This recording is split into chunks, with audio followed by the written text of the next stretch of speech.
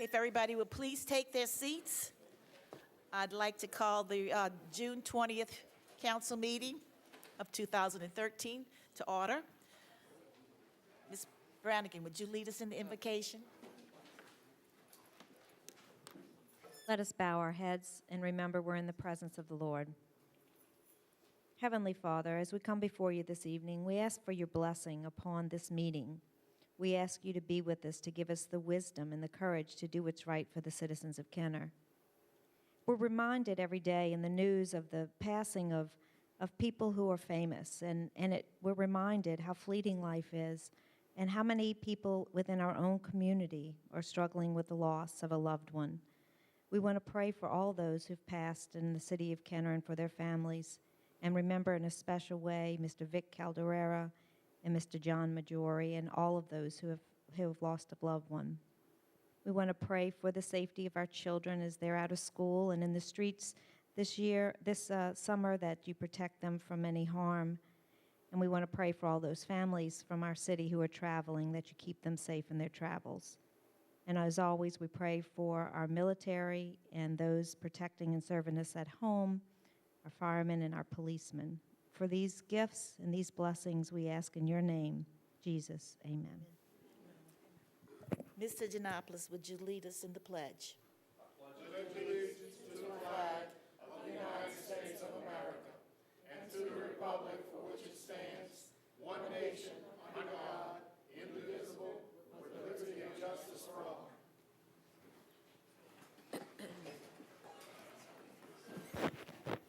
Madam Chairman, you have a quorum this evening. In accordance with Council Resolution Number B 14550, please be advised that all cellular telephones, pagers, beepers, and other devices of this nature must be deactivated or silenced throughout the council meeting. Madam Chairman, we received a request this evening to change the order of business to take item 18A at the beginning of the meeting. Motion by Councilwoman Brannigan, second by Councilman Black, to change the order of business. Please vote. Madam Chairman, motion passes 7-0. Motion by Councilman Brannigan, second by Councilwoman Black, to hear item number 18A. Please vote.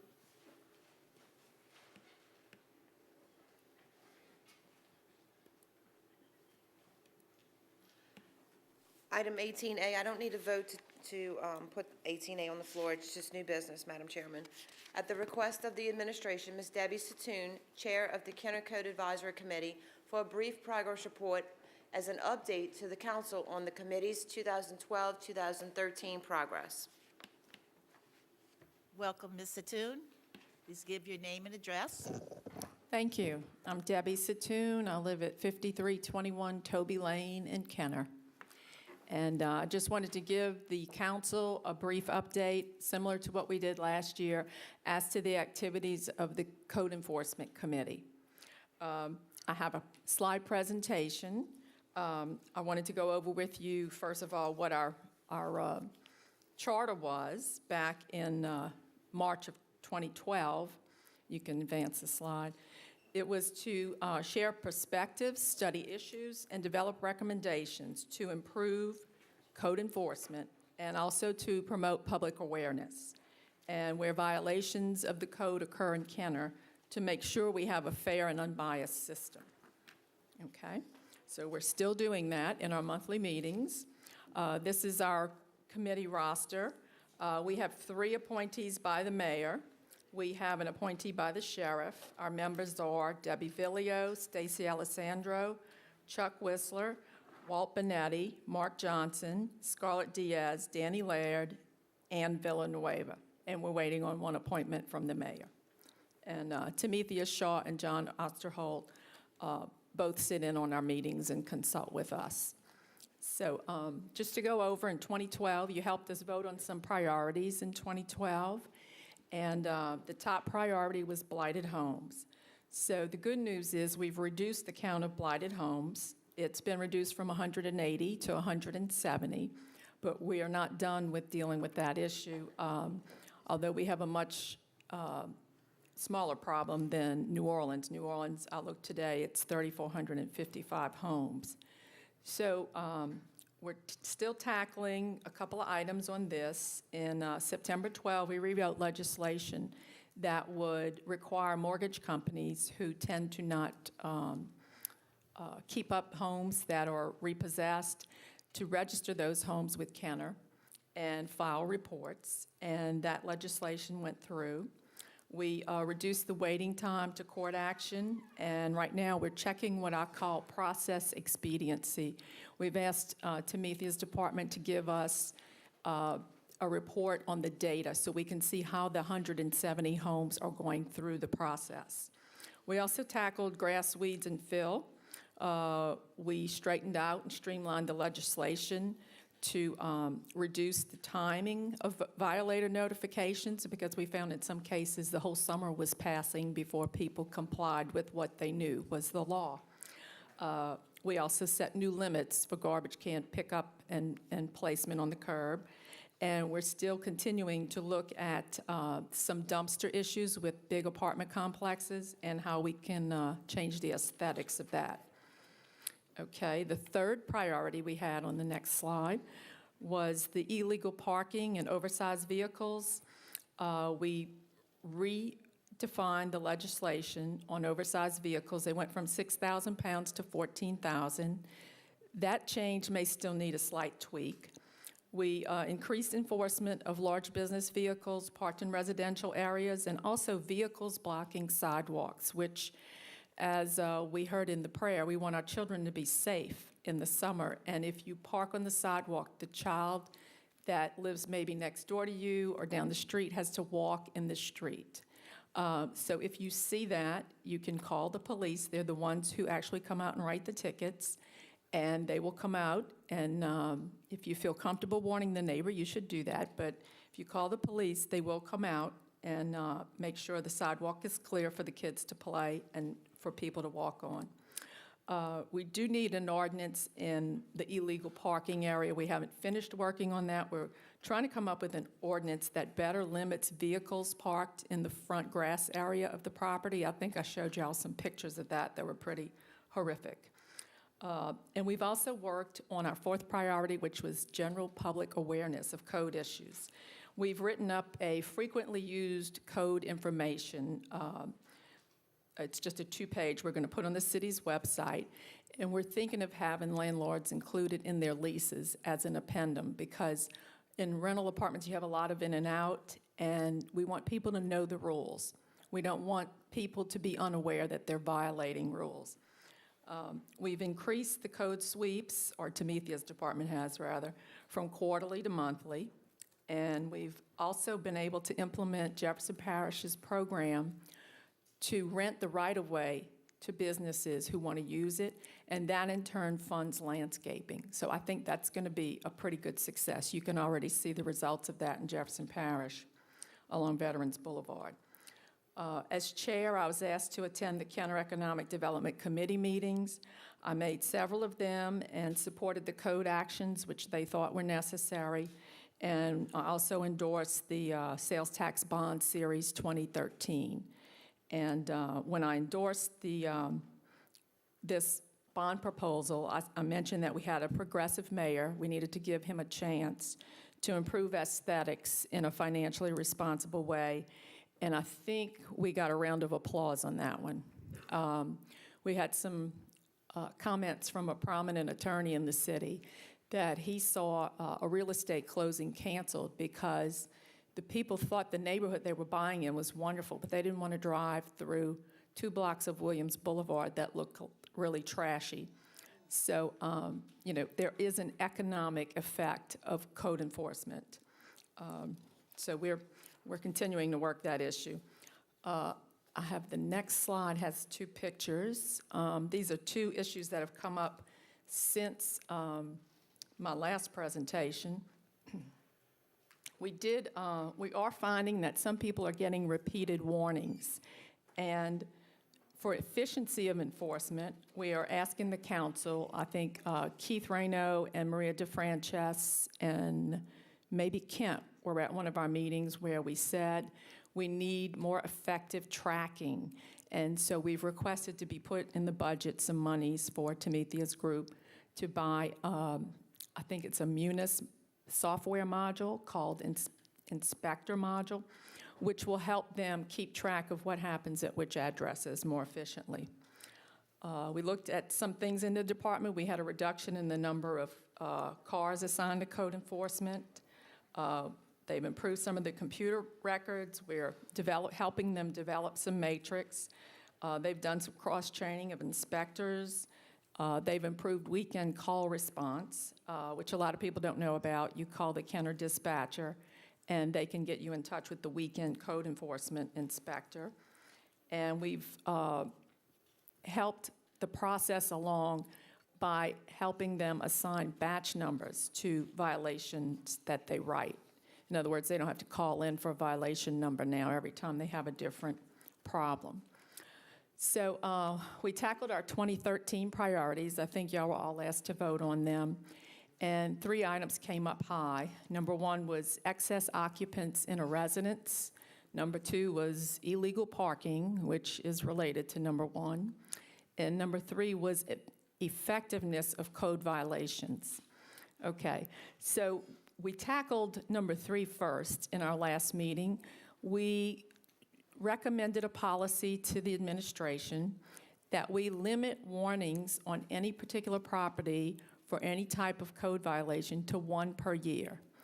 And that doesn't mean that the code department has to give someone a warning, but it means your warning is limited to 1 per year.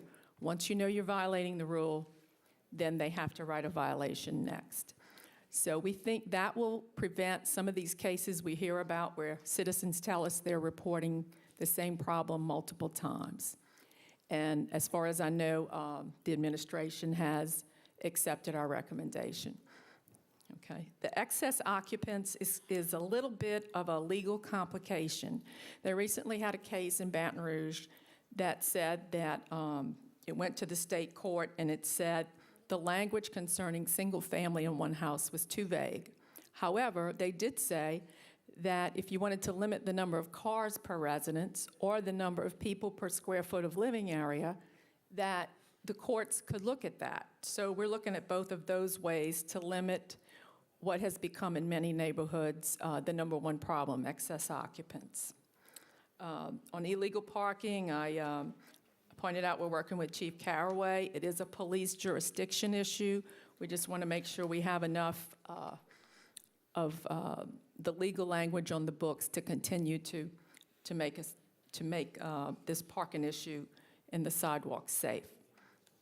We also are continuing to progress. We, as a committee, we've kind of matured. We started having more formal agendas, and that leads to less sidetracking of topics in the meetings and more formal votes. We have reviewed actual code language on several occasions, which can get quite cumbersome, but Tamithia's done a good job of explaining it to us. And we're addressing feedback that people don't see improvements. They're hungry to see improvements. So in the area of blighted houses, for instance, we've asked Tamithia to supply us with the number of those, the number of homes out of the 170 that fall into one of the 5 steps that she goes through when they assess a blighted house. And those steps are to identify and classify the property on a scale. If the house is not rated poor, the inspector in that district continues to monitor it. If it's poor, they rank it on a list by district. And then based on that priority, the chief building inspector comes out and looks at it and sends the owner a letter. Then there's a meeting with the owner in the city to sit down and set corrective actions with dates. And finally, if it's deemed the house should be demolished, if the city engineer says it's substandard, they send the owner a cost to demolish it, for the city to demolish it. And most of the time, the owner will demolish it themselves. So we're tracking that pretty well. I do have a file. I don't expect you to be able to read it on the screen, but I'll just run through the high points. This is what the citizens can find on the website, on the code enforcement website. And it talks about commonly violated code requirements. And I'll just run through some of them. A lot of people don't know if you have a tree in front of your house, it's between the sidewalk and the street, it can't be removed without approval of the Kenner Tree Committee. Also, all swimming pools have to have a 6-foot fence for public safety. I mentioned we rewrote the garbage can ordinance, and you can't put your garbage can out earlier than 3 o'clock the day before, and you can't leave it out later than 10 o'clock the day of the scheduled pickup. This was further defined because it was written as 24 hours before and after the pickup. Well, who knows what time the pickup is? And, it's not very pleasant to ride down the street and see garbage cans all over the place at any day of the week. It talks about the commercial vehicles, examples of commercial vehicles that are not allowed in residence, or multi-axle vehicles such as dump trucks, tow trucks, trucks with 3 or more axles. All grass on an improved property that has a house or a commercial building must be kept below a length of 7 inches. And then on unimproved property, 15 inches. And the trees have to be trimmed up in order to allow a lawnmower to go under them. Also, Tamithia added edging as a requirement because we are losing some sidewalks around Kenner because people don't properly edge their sidewalks. House addresses, the house address must be visible from the street on the building. We didn't know this. Several of the code committee people, we've got our addresses on a mailbox instead of the house. So some of this was news to us too. Abandoned vehicle, we get this question a lot. What's an abandoned vehicle? If it can't be started and driven, it's an abandoned vehicle.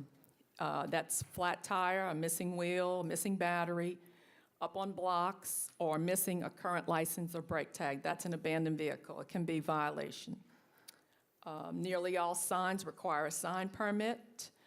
All businesses in the city of Kenner require a current occupational license, and home occupational businesses are limited. You can call the code enforcement people to find out which businesses are allowed. Garage sales have to be permitted, and you can hold 2 a year. Vehicles like motorhomes, recreational vehicles, campers, they have to be behind your front lot building line, and nobody can live in them. People who canvass door to door have to have a Kenner permit. And the final one, no more than 6 pets are allowed at one property without a permit. And there is an animal control number that we have on this sheet, and it's 4687266. And then we also put in here, it's not an ordinance, but we put for public safety, pet food should not be left outside overnight to avoid rodents or vermin in the area, because we've been having trouble with possums, nutria, all kind of rats. So not nice things in your neighborhood. So with that, I'll open it for questions or comments. Well, Debbie, first of all, in all the years that I've been associated with the city of Kenner, the most common or most often complained about thing is, of course, crime and traffic, but the next on the agenda is code enforcement. And so many things that you mentioned that I could practically write the book on them from memory, other than you left out that you can't have anything more than 4 fowl, because believe it or not, people have chickens in their yards too.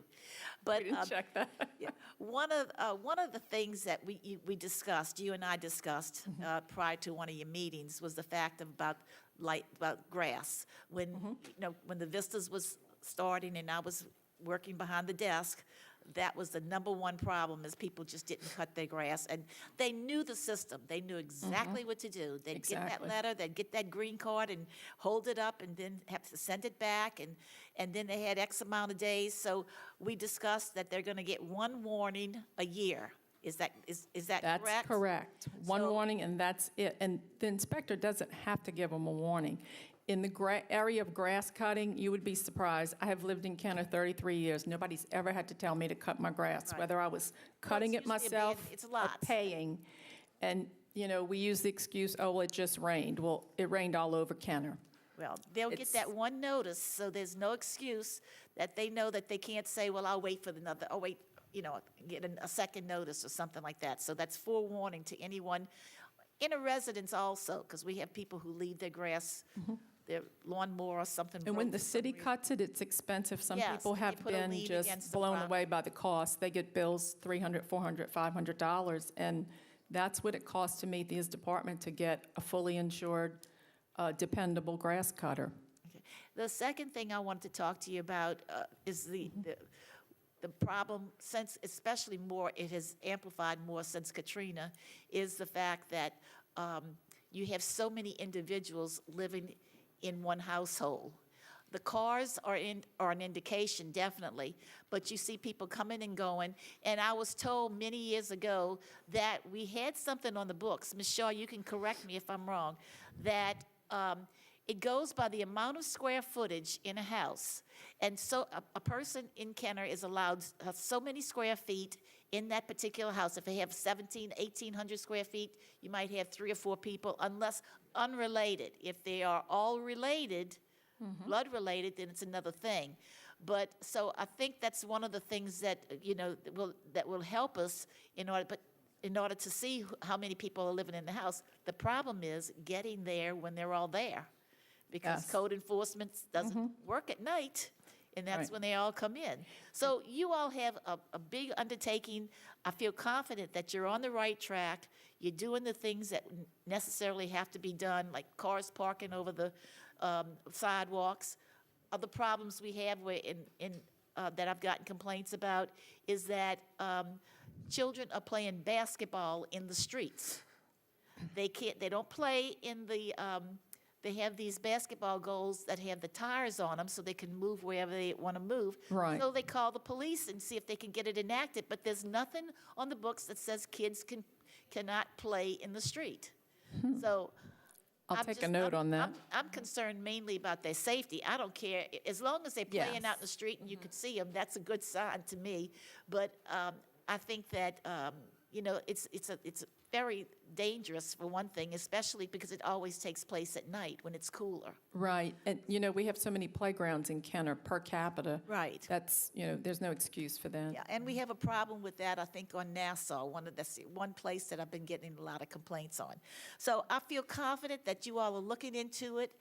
We've had many, many panels, we've had many, many committees, we've had blue ribbon panels, we've had blue ribbon committees, but I think that you all have set a prime example of what you can do when you get people together and in communication and start working on something that you know exists, and you can get some viable solutions to. Thanks. Thank you very much for your time and your service. Councilwoman Brannigan, you have the floor. Thank you, Madam Chairman. As you'll notice, my mic is out tonight, so somebody trusted me with a hand mic. Couple things I wanted to, first of all, Ms. Satoon, thank you very much for taking the charge on this. We knew that putting it in your hands with your tenacity and whatever resources you bring to the table, we knew that this would get done in the manner that it is, and I thank you so much for your service to the city, honestly. You're welcome. But Ms. Shaw, I had a couple questions. First of all, I want to do a little clarity, I think, on something that Councilmember Black said. I don't think it goes by square footage as to the amount of people that are allowed in the house. I think it goes by zoning as to what would actually be allowed in a home. And so a home that's 1,700 square feet that's in a single-family residence, there's a certain definition for what is appropriate, whether it's 200 square feet or 800 square feet or 4,000 square feet. That's correct. It just goes by the zoning, single family. What it says is a single family is defined as a family of less than 3 unrelated people. I think it doesn't say how many people you can have. 4 unrelated people, 4 unrelated people.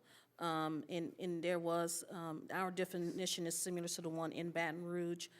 That was just deemed unconstitutional. Of course, East Baton Rouge Parish is appealing that decision as we speak, so we're waiting to see. However, that is one of the major complaints that we get, and we are trying to assist with that problem in the city of Kenner as best we can. So I think people think that we're not doing anything about it. We are going out, we are sending out the inspector that is on night out to address it, but it's something that you almost, and I'll sought counsel from our parish government to see what they're doing, and they're basically having the same problem of trying to enforce that, but still seeing what's going on with that challenge, because we're all in the same boat with that definition. And I So, think that, mainly the problem was, and the complaints came from situations where we had, maybe 5 men living in a house because they moved here for some opportunity, and, with that came 5 cars, and they weren't related, and it was hard to catch them at home, and so that just started an entire dialogue about that. But there are situations, and let me tell you, my grandfather was a first-generation Italian man, came over here when he was young, and his mom and dad lived with him, and he lived with his wife and all of the children, and then when one of the children got married, they also lived under the house. Now, it was a large enough house that everybody had their own bedroom or maybe just shared a bedroom, but that's a lot of people in one single-family home because it was they're related, but it still creates a high density of people, and so those are not the types of things that we have the authority to tell people they can't do. yeah, and like I said, we do go out. I think in Councilman Stagn's situation, we had people who actually acknowledged they were doing it, so that was a different scenario. But when we go out and we ask questions, people are not always truthful. I know you can't believe that, but the people are not always not truthful about what's going on. So we're doing investigations, and we have to keep monitoring it. And like I said, we have, matter of fact, the night guy's gone out to investigate one today that, we've gone out before, but we still getting the complaints from the citizens. So, and we are working with the city attorney's office on how to address these things while we But I just wanted to clarify, because we've had complaints about the other situations as well, where those are not things that are regulated by any ordinance they're not allowed. That's correct. And so, our focus was on what we could enforce in terms of what single-family zoning was, and so it's all about a definition of zoning. Okay.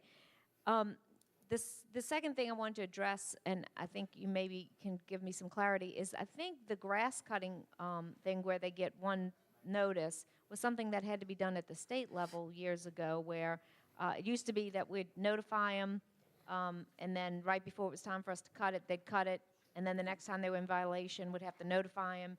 Okay, but I think the state passed something several years back to allow for us only in To that. send one notice out. Yeah.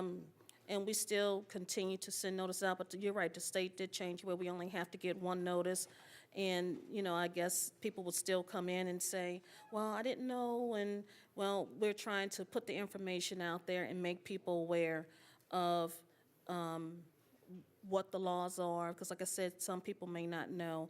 Grass cutting is something that is one of the things that we deal with on a day-to-day basis about people not cutting their grass. So, in educating the public as to if you have a home that's developed, you can only be no more than 7 inches. Some people cut the grass, they don't edge the sidewalk, so, you So can't we even pass. we can actually legislate which is an acceptable behavior, but Yes. but the state allowed for us to be One- able to send one violation. Was that Yes. just in relation to grass cutting?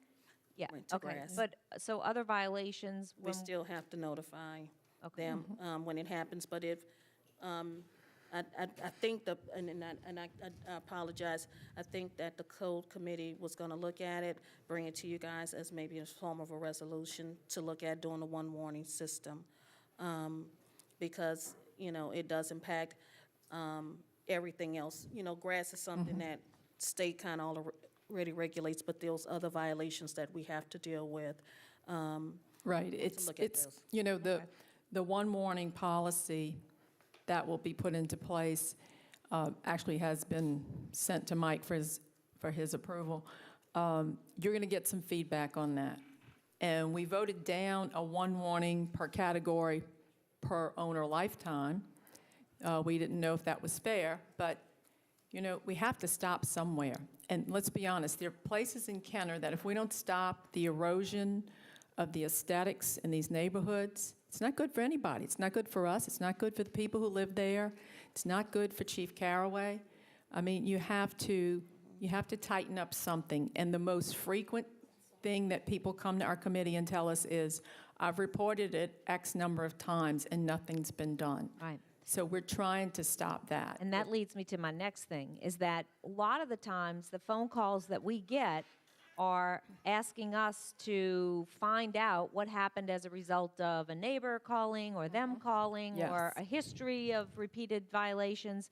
And not that I mind finding this out, but I would imagine that it bogs down the code enforcement department to have to stop what they're doing every time somebody calls in to find the status of Right. something. So is there a way for people to seek this information on their own, for us to put out there what violations have been? It's public information. I don't know if this new software, Tamithia could comment, I don't know if the new software is going to make it visible or transparent, but certainly it's public information. And, that's part of the trouble the committee has, is we don't have data to mine and analyze. So we're working towards that. That's something that we've discussed with IT, that if we go and get this software, what we can put out, and making sure that we don't put too much information out, but that's privy to, subject to public record. It would be out on the web, that people could go and see what's the status of a put in an complaint. address Because and see. sometimes we go out and they say, well, the grass is high, and we go out and the code inspector brings his board, and it might be 5 inches, and it looks bad, but I cannot cite someone until it gets over the 7 inches by law. So they're taking pictures, so at that point, it looks like code is not doing anything. It's not that we're not doing anything, but by law, I have to wait till it's 7 inches. Right. So that's the thing, and they're taking pictures of it, so what they do is they monitor, like we did one last week, it wasn't quite there, there was rain over the weekend, they went out and it meets it, they took the picture and they turned it in for the violation. So we're trying to do better in that aspect, and we are giving a lot more court summons. It used to be that you kept sending notices. We are bringing people to mayor's court to, people don't want to come to court, so they're coming to court more, and we're seeing so much more compliance with that, because they're coming, you have to take off from work, and you have to come before the judge to explain why. Well, I think if their names were also, I mean, there may be Yes. some wisdom in Some that. wisdom in that, yes. And you can complain anonymously. The person who's complaining, that information can be held. And we could look it up by address, because that's how everything is tracked, by address. So your third goal seems like it would encompass looking at something like that to weigh This whether there Munis was- system that I think Tamithia is going to Well, we're get trying some to get the funding for. add-on for the Munis system to do the upgrade, that we can do a lot of things, just bringing and moving the department forward. Okay. And then, let's see, the last thing is, to me, seems to be the one thing that is dangerous, honestly, to everybody who lives in the city, whether you are in violation of this or not. But the fact that so many people do not have their address numbers on the exterior of their home. Yes. And they're supposed to be illuminated, too. Because if you call for an ambulance and you have your house numbers out and you have done everything right, and somebody is coming down the street and is Exactly. looking for an address to get to you quicker, do you think they'll get to you quicker if everybody had an address, that they wouldn't have to Yes. slow to look? Or if the GPS happens to drop them off in the right little speck of spot on the street? And Exactly. it's frustrating, because that is, It's very frustrating. I've seen it at night. You go to cannot. drop something off at someone's house, you can't see it. And it's, I mean, I show houses, and Yeah. sometimes the only way that I know where the house is if I see a sign in the front yard, and that's if it hasn't fallen over. But, so I live this every day, that I just wonder if, in the event of an emergency, that would be an extremely important thing for you to encourage your neighbors. So I think it's just a matter of educating people that exactly. that is something that impacts everybody, even if you do everything right in life. That And we want to encourage, too, businesses to keep their addresses up, because what do you do when you're going down a busy street looking for an address? You eventually cause some kind of traffic problem. So, And I think that would be some sort of easy campaign that we could do Yes. to engage people, because I think that, like you said, most people are just, you're giving them what violations happen the most or the most common or what have you. I think a lot of times people just don't know that is something that's required of a homeowner. Yep. So, okay, I think that was it. Again, thank you and the entire committee for all of your efforts, and I'm sure we'll continue to communicate when things come up, but most of us have the exact Okay. same. I want to point out, I do have one committee member, Danny Laird, here. Two? Three. Stand up, Walt Benetti, and Stacy Alessandro's back there. So we're, And who's the third one? Stacy, No, it was, okay, I see Stacy. okay? Walt Benetti and Danny Laird. He didn't wave. You have to He didn't wave. wave. There you There he is, red shirt. Okay, thank you all Thank for you. your work. Thank you, Ms. Brannigan. Councilman Stagney, you have the floor.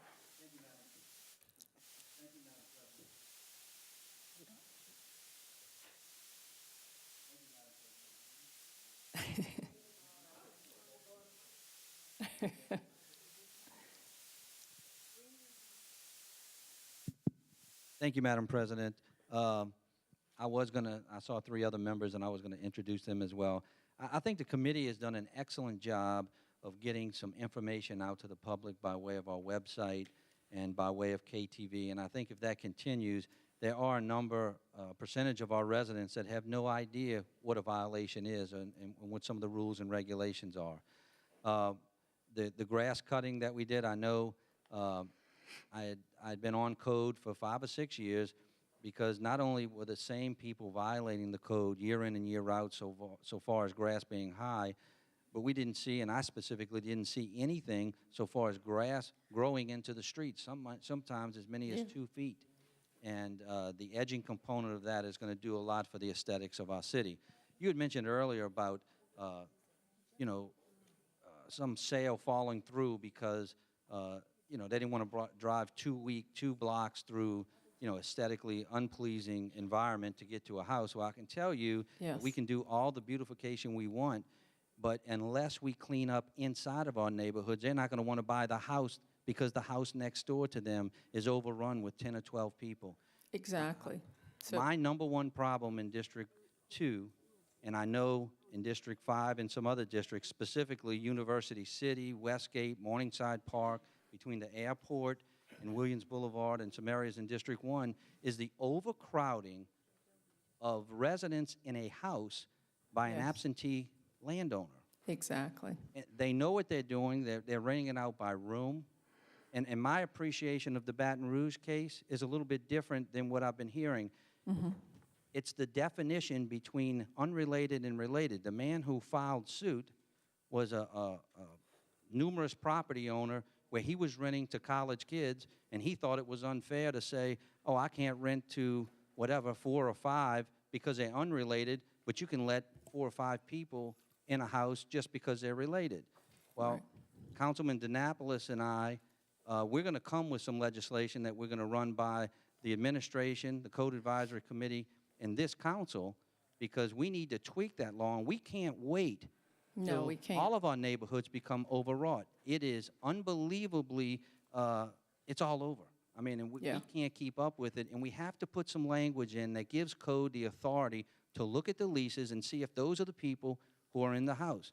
It's Right. not fair to those homeowners who've invested and put in our community for 20, 30, or 40 years to have somebody buy a house next door to them, and just for the sake of renting out, 2 people to each room, closing the garage, put some air mattresses in there, and they put 10 or 12 people in a house because they want to make a little bit Right. of money, it impedes the quality of life to the rest of the neighborhood. And it screws up is- the parking on your That's right. street. Yeah. And the vehicles, the number of vehicles is also a component. So we're going to Yeah. come with that, and we Good. really should not be reactive. We need to be proactive, and I think we can craft it in a way, no matter what that decision is, because I'm sure, as you said, they were going to appeal it.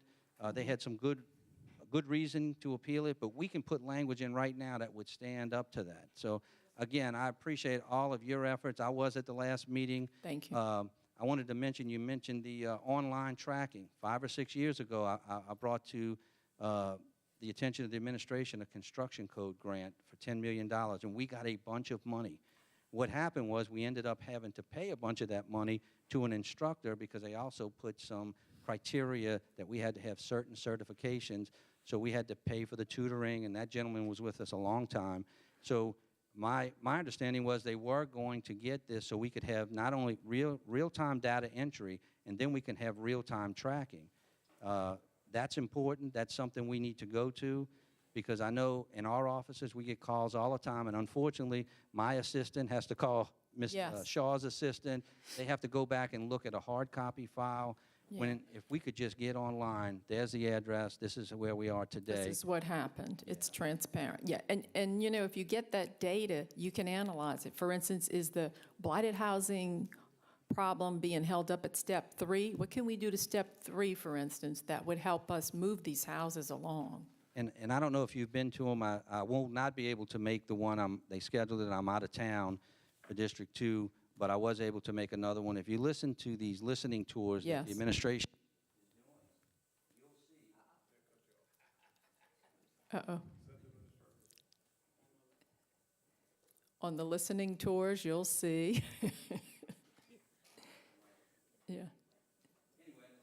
Let me see if I can put it on for. No, it's on.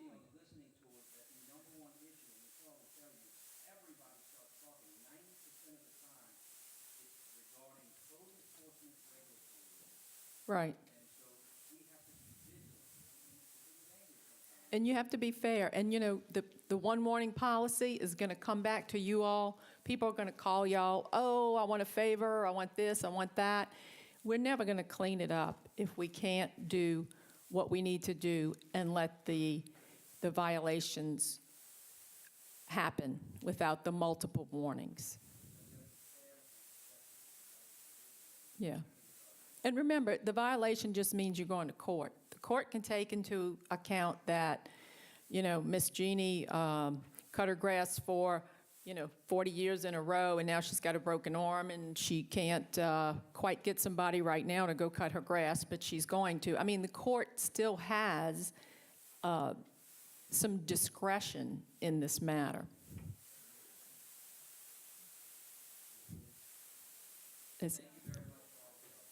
You're welcome. We're trying to correct the mic problem right now, so that's Yeah. why we became distracted. I apologize. That's all right. Councilman Denopoulos, let's see if your mic works. Madam Chair, I think it works just fine. Oh, shoot. Let me see if I can fix it. Doggone it. Okay. First of all, I mean, I can tell you that when this council decided to put this group and empower you to actually go through the code, I mean, this is a task. And I can tell you, I know Danny Laird's been there, pretty much every meeting, and I've been to several of your meetings, and I tell you, it's well attended, it's well thought out, and actually, we want you to actually, this group to empower it so that we can actually get some of these things on the books and get them tweaked. The three biggest things that I see as a problem here in Kenner is obviously, number one, the blighted homes. It's got to move through the process faster, okay? At 170 homes, it's going to be 5 years before we get rid of all the blighted houses, and that's just too long, okay? Right. And the second thing is the one that, Councilman Stadney and I are going to be actually putting in some legislation on is the Excess occupants. excess occupancy. I have photos here of a home that's in my district where there is 9 cars parked in front of it. 9 cars parked in front of it. Yeah. It's outrageous. I mean, and I'm talking to Timothy Shaw, and I'm talking to the attorney's office. These people invest in these homes and they're looking for a quality of life, that this is a residential family neighborhood. Okay? Yes. And when you take somebody and they take that residence and they decide to lease it and rent it out, I'm considering that a privilege. We're giving you the privilege to do that, so maybe we need to limit the privilege, okay? Yeah. Maybe that's what we need to look into the law, of limiting that privilege, because that is a residential neighborhood. Correct. And that's what, hopefully, we're going to come back, and of course, Councilman Stadney and I are going to come up with some stuff that we really need to put some teeth into this and get this taken care of, because it's plaguing District 5. Yeah, and on our Okay. next meeting, August 12th, that's our key topic, and we're going to address also illegal parking with it, because that creates a lot of our parking Right. issues. And the third thing, that's very important that I wanted your group to take to task is home appearance and maintenance. I realize this is a code issue, but nobody has issues with, okay, I'm missing 20 fence posts in my fence. My gutters are sagging, okay? I don't have any gutters on the home, and half of them are working, half of them aren't. I have windows that have broken holes in them. House maintenance is another thing that we need to tackle, where we can go in and make sure that surrounding, if you're gonna have a fence, then maintain it. You're gonna have a roof, I don't wanna see a blue tarp up there for a year. Right. Okay? You know, I mean, these are those things, those are those aesthetics that what you say is what is hurting some of the home sales here in Kenner. Because these type of things need to be enforced. So a home maintenance, a home appearance, it goes beyond just cutting the grass, the 7 Yeah. inches of cutting the grass. Yeah, and know. that frequently used code information, they have some of the things like broken windows and things like that that can be reported and should be fixed. I mean, it's personal responsibility. Everyone has their economic woes from time to time, but by the same token, if you can't afford to maintain the house, you should either, if you're older and you need a reverse mortgage, or if you need some help, or if you just need to sell it and move into a smaller place, that's a decision everybody takes personal responsibility for. Right. Well, Debbie, you guys are doing a good, I'll be at your next meeting again. Thanks. And, Bring your ideas there. Just to listen, not to tell, just to listen, because I know you guys have a lot on your agenda. I don't need you taking up a lot of airspace at that time, but once again, that these things are very important to everybody here on the council. Mm-hmm. Because once again, we want to increase population. We want to make Yeah. Kenner a destination place where, hey, Kenner's tough on people when they don't take care of their homes. And I don't have a problem with that. That's a reputation I don't have a problem with having. Good. Okay. Thank you, Debbie. Thank you, Mr. Antonopoulos. And then my mic does work. And I think there's a law, too, that says that all homes have to be watertight. You cannot have open windows and broken windows and things like that nature. You're right. Councilwoman DeFrancis, you have the floor. Thank you, Council President. Actually, I've been working on this for over 5 years. When Mr. Shiro was here, I had a problem already on San Michelle with people that were being brought in from outside the country to live in one house. I tried to work with him back there, so it's not recent. It's been about 5 years I've been working on the problem. Ms. Shaw, you and I, how often have we worked on this problem? And how often have you told me that we're kind of in an iffy situation because the law really doesn't allow us to, enforce the 4 people per house? Am I correct? Yes, because what it is that, and I'm glad to hear that Councilman Stagg and Councilman Denopoulos are looking at other ways, because what we have right now is just a definition of what a single family is. Exactly. So, when you say enforcing the law, it's only a definition. So maybe we need to look at, and that's what this committee is looking at, but if the council people are going to bring something, we're looking for something that we can enforce. Exactly. Right now, it's just a definition. But there's a problem beyond that, and I'm going to go over a couple things that I want to talk to you about. I talked to Ms. Hall about this, and I had some messages, but I know we've been missing each other.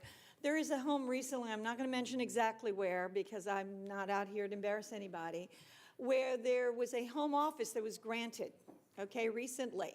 And it was, when the person came in, they said it was going to be residential, but it was going to be a home office. Well, I have some real qualms about that because I was called out to go look at that property, and I went out early in the morning. There were 5 trucks parked out there, and one had already left that had been parking on the grass. They had a driveway and a circular driveway. It was all filled plus the grass, And on top of that, I talked to a board earlier this week, They counted 6 when they went out at 5 in the morning. So it's kind of hard to believe that when they came to court, and were first fined for not having an occupational license and then later granted an occupational license, that they were exactly accurate in the information they provided to this city when I go out and others go out and there are 5 trucks. Now, you can have trucks out there without signs. Well, nowadays with the magnetic signs, you can pretend they're your regular trucks. You just pull them out at night, put them in your truck, and put them back in the morning. Those are the kind of problems that are much harder to identify, especially when the information we're given is hard to really, Yeah, home occupations are allowed. However, with the changing up to CZO, they're looking at doing some other restrictions for home occupations because we want to make sure that we keep them residential in nature. Exactly. So we are looking at because right now, our home occupation definition is very vague. In general, it just tells you can't be more than 300 square feet of your home. But what we're looking at is doing something that limits the type of business. Like I said, you can, if you live there, you can do the business. You can't bring any employees into the business. You can't have any flammables. You can't keep your stock in trade on the premises, which is already the law. But there's some other things.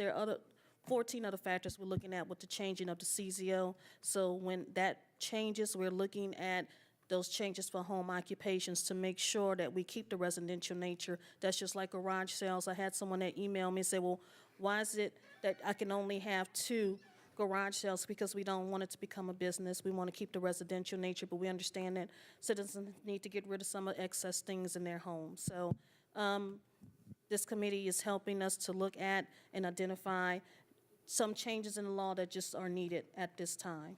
And I'll give you another one. The other night, I was called out again, and there's a small minibus. I won't again mention what neighborhood, a small minibus that is being used. The entire bus is plastered, advertising for different businesses.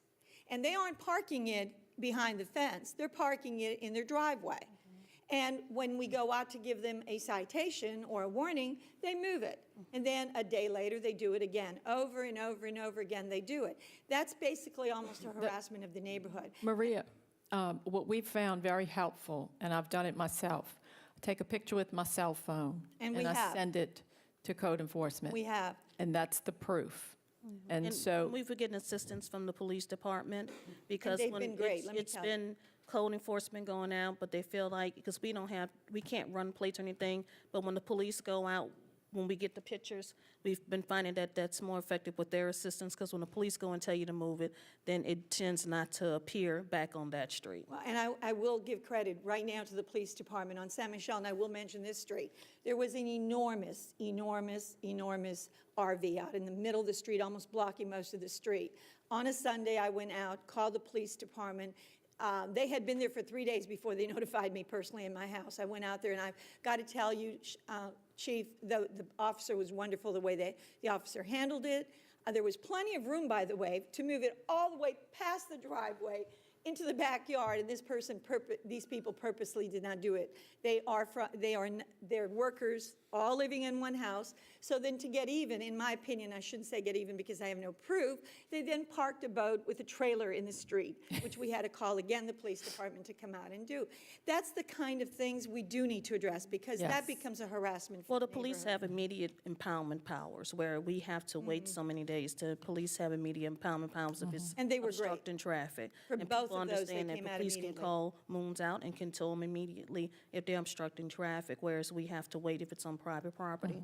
So we have been getting the pictures and forwarding them to the police department, and those problems have been corrected when we've done that. And that's what I was going to say. It can't be just the grass violations, that occur.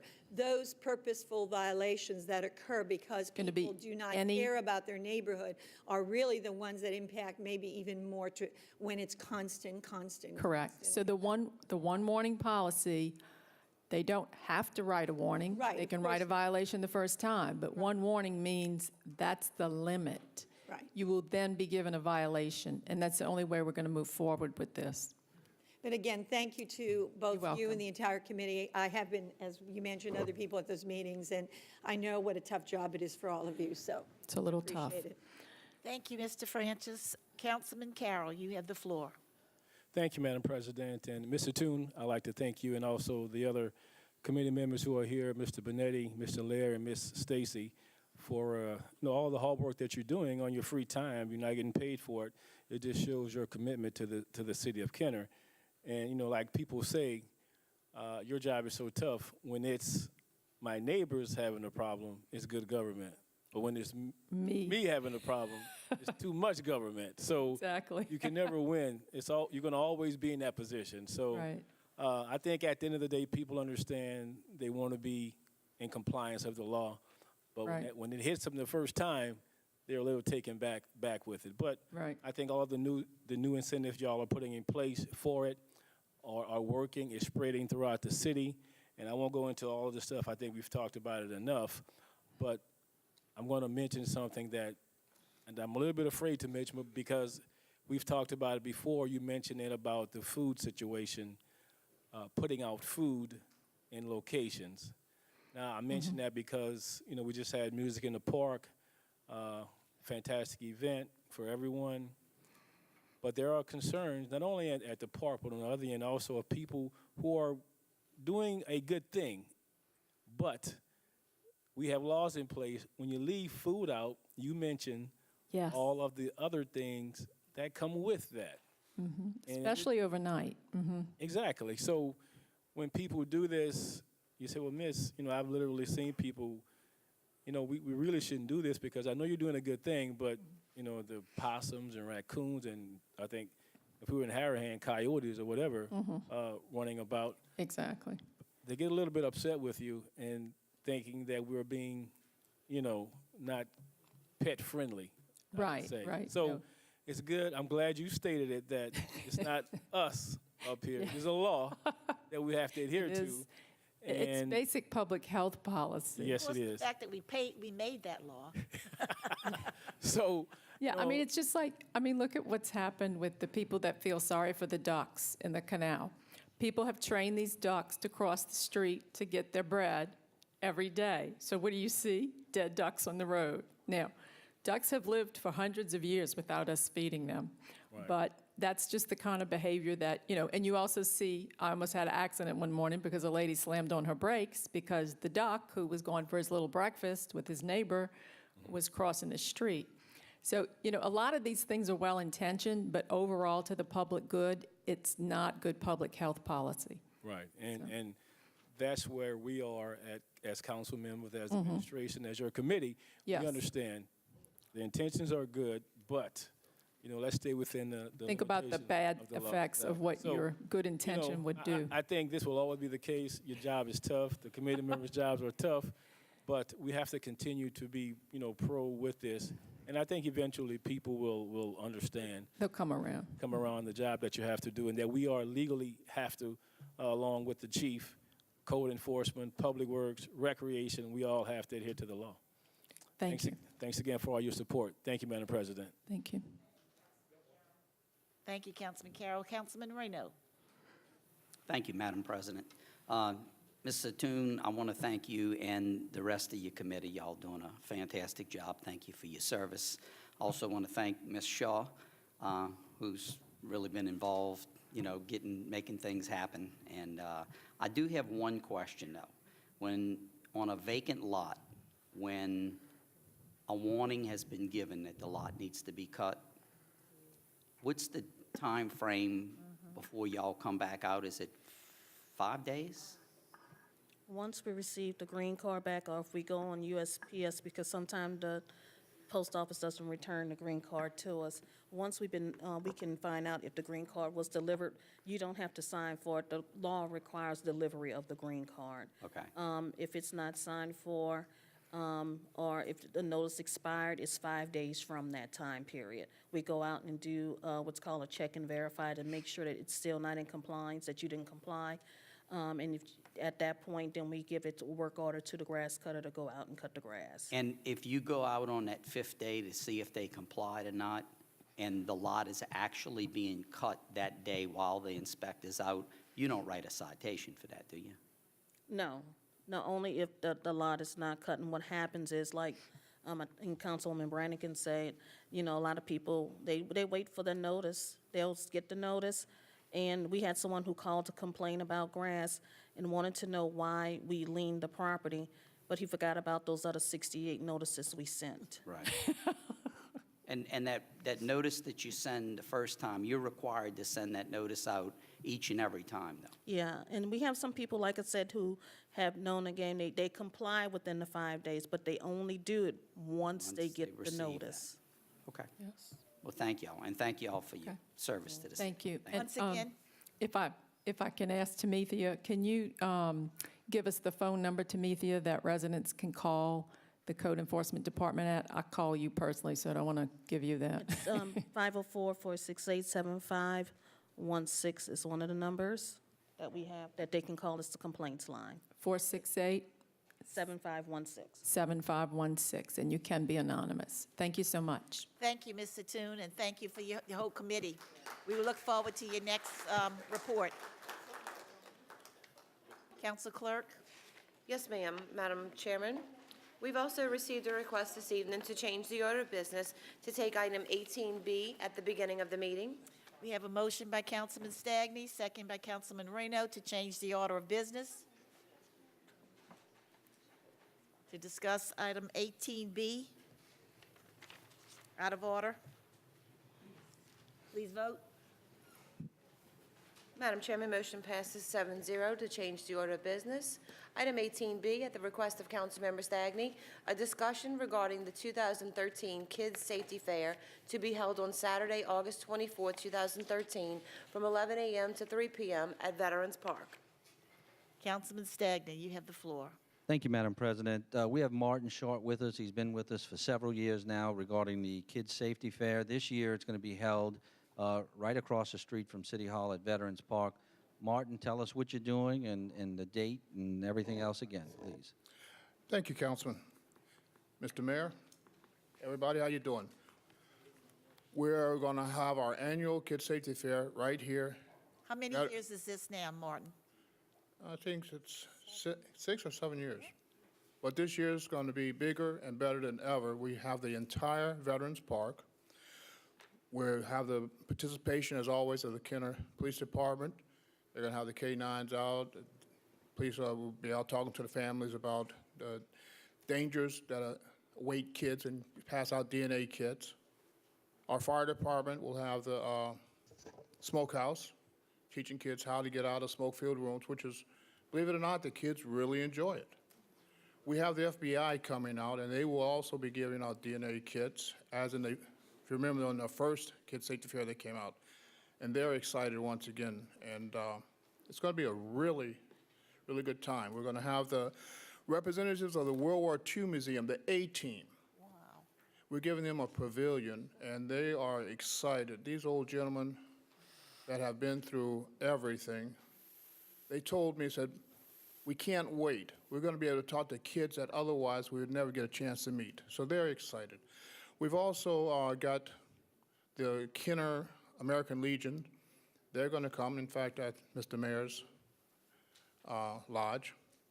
They're going to be out there. They're going to talk to the kids about their exploits and explain our jet and riverboat and all the things out there. So we want to bring in and let the kids know about all the things we're doing. And we're going to have the Masonic Band will be playing. Last year, after the hurricane, we had a very short time, but we had a small, this time the entire band is coming out. We're going to invite the Navy Band to come out, and they're going to take turns. So it's going to be a really, really exciting event. And I'd like to introduce right here next to me, Ms. Kay Dozier, a longtime resident of the city of Kenner, and now she is the Grand Electa of the Eastern Star of the state of Louisiana. Sister Kay? Hello, everyone. I, too, have been working with Martin on this. It's a job of passion. It's wonderful to see the kids react. It's wonderful to see the parents come up to you and hug you and thank you for such an event as this. We will have free hot dogs and lemonade for the kids. We'll have snowballs. We'll have popcorn. It's a good family time. So I encourage you to bring your children, bring your grandchildren, bring your great-grandchildren to the event. It's well worthwhile. Now, Mr. Short had asked if I would help promote it, and I will to the citizens in District 2. I will try to get as many children out there as we can. The DNA testing is excellent. The smokehouse that the fire department does, excellent job. You know, the more kids that are introduced that, it is called the Kids Safety Fair for a reason. So I appreciate you and the Masonic Lodge putting this on year in and year out. And I think it's nice that you change the locations, you know, every so often to allow people from different areas who may not have gone to the other fairs to come to this fair. So keep up the great work. We appreciate it. And I'm sure some other council members have some questions or comments. I'd like to thank the city of Kenner for their participation and all the support they give us. The mayor is on board. He's going to be there to give a welcoming addresses again, and you know, it's going to be a wonderful, wonderful event. I hope that the whole council can come out, have a good time with us. Well, We'll get you a free snowball. yeah, I just want to tell you that every year this grows bigger and bigger. That's why I asked how many years you've been doing this. Yes, ma'am. And so I just want to reiterate that it's something that all families should participate in, and it's on Saturday, August 24th, from 11 a.m. to 3. at the Veterans Park and at the Lions Park. And I hope that as the date grows nearer, that you'll come back again and give us another reminder, because we're introducing it to the public now, but I think we're going to have to make sure that that date sticks in everybody's mind. So, Thank you, Councilman Black. and you don't remember, but you and I go back a long way, back when your cousin and I, from our senior prom, I got dressed Correct. at your, Correct. at your home, and you're still there, right? I've been there since 1957. Yeah. Same little house. Well, I I have seen Kenna grow around me. You have. Nice seeing you again, Kay. Mr. Denopoulos, you have the floor. Thank you, Madam Chair. And as Councilman Sading, you have moved this thing around. Actually, it started out in District 5, right there at Kansas City Park. The first year was there. And I remember when you did it at that park, some other groups, Masonic groups from around the state, emulated exactly what you're doing. It got to be very popular with your group across the country, especially across the South. And it was, I mean, it's just valuable. I mean, it's just, this education to the kids and what, all the different, police department, fire department, FBI, kids identification, all this sort of stuff, just really brings some interest to the families. And once again, this is, everybody's looking for events to come out to and bring their kids. This is a wonderful event to bring the kids to. We'll have the Shrine And- Clowns, too. Yeah, exactly. And the hot dogs are good. They really are good. I enjoy them. But once again, I will make sure that I Facebook this and get this out to as many people, because once again, I see the value in it, and hopefully when the parents bring their kids out there, they'll actually see the value that's in this. And once again, it's free. And these kids go home with bags of stuff. They do. Okay, they really do. I mean, it's like Mardi Gras. But once again, thank you for bringing it. It's the Cross and Compass, right? That Square and Compass. Square and Compass, okay, Square and Compass, right here in Kenner, that really initiated this whole program. And once again, you guys got to be complimented for it, because it's one of those things that just make Kenner special. And I really appreciate you bringing it to us again. Thanks. Pleasure. Councilman Reno, you have the floor. Thank you, Madam President. I also want to thank y'all. It was held in Lake Town last year, a great turnout. Y'all do a wonderful job. I also would like to share that information. If you could email the information to me, we'll post it on our Facebook page. We also do a monthly email newsletter, so we can get it out to the people of District 3. I'll do that. So thank you so much. Appreciate it. Councilwoman DeFrancis. And I'm simply going to say I've been there every year and have seen the marvelous, marvelous work that you all do on behalf of our children. Our children are our most important asset, and too often they're forgotten. And this is one way we're going to make sure that we provide the information and the resources to our children to keep them as safe as we possibly can, and provide those resources to the parents as well to be able to help their children. And you're right, when you talk about what's given to many of those children that are out there, I can tell you my niece still has her little garbage can with the little kitty on it. Hello Kitty. So you're right. And every time they look at those, they remember they were there. And it's not about the toys. It's not about what you're giving out. It's about the fact that those memories come back, and it reminds them of some of the safety tips that they're able to get out there. So thank you for all you've done and will do in the future. And last but not least, Councilman Carroll. You have the floor. Thank you, Madam President, and Mr. Short and Ms. Kay. Hello again. Hello again. Ms. Kay and I go back, not as back far as Jeannie goes, not to the prom, but her and I was a young man working in the company, and she was one of my mentors. So, it's good to see you again, Ms. Kay. And Mr. Shaw, thank you and the Square and Compass group for coming continually to have the confidence in the city of Kenner for our children and our families. And we look forward to many more years for your organization to support the families of the city of Kenner. Thank you. Thank you very much. Thank you. Madam President. Thank you for Thank you. being here. Madam Clerk, we can go back to the consent, or do we have to read the consent?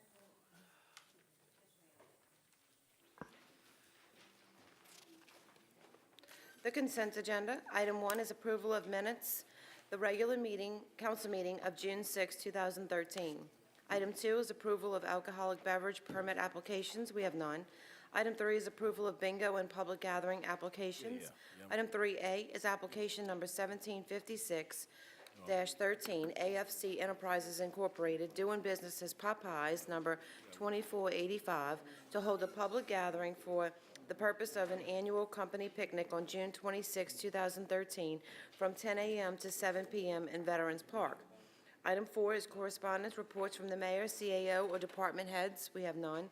Item 5 is acceptance, rejection of bids requiring an expenditure of less than $5,000.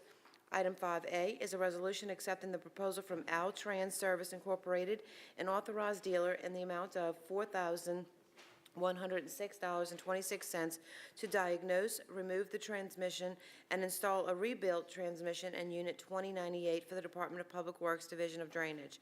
Item 6 is change orders requiring an expenditure of less than $5,000. We have none. Item 7 is acceptance of committee findings for final passage. We have none.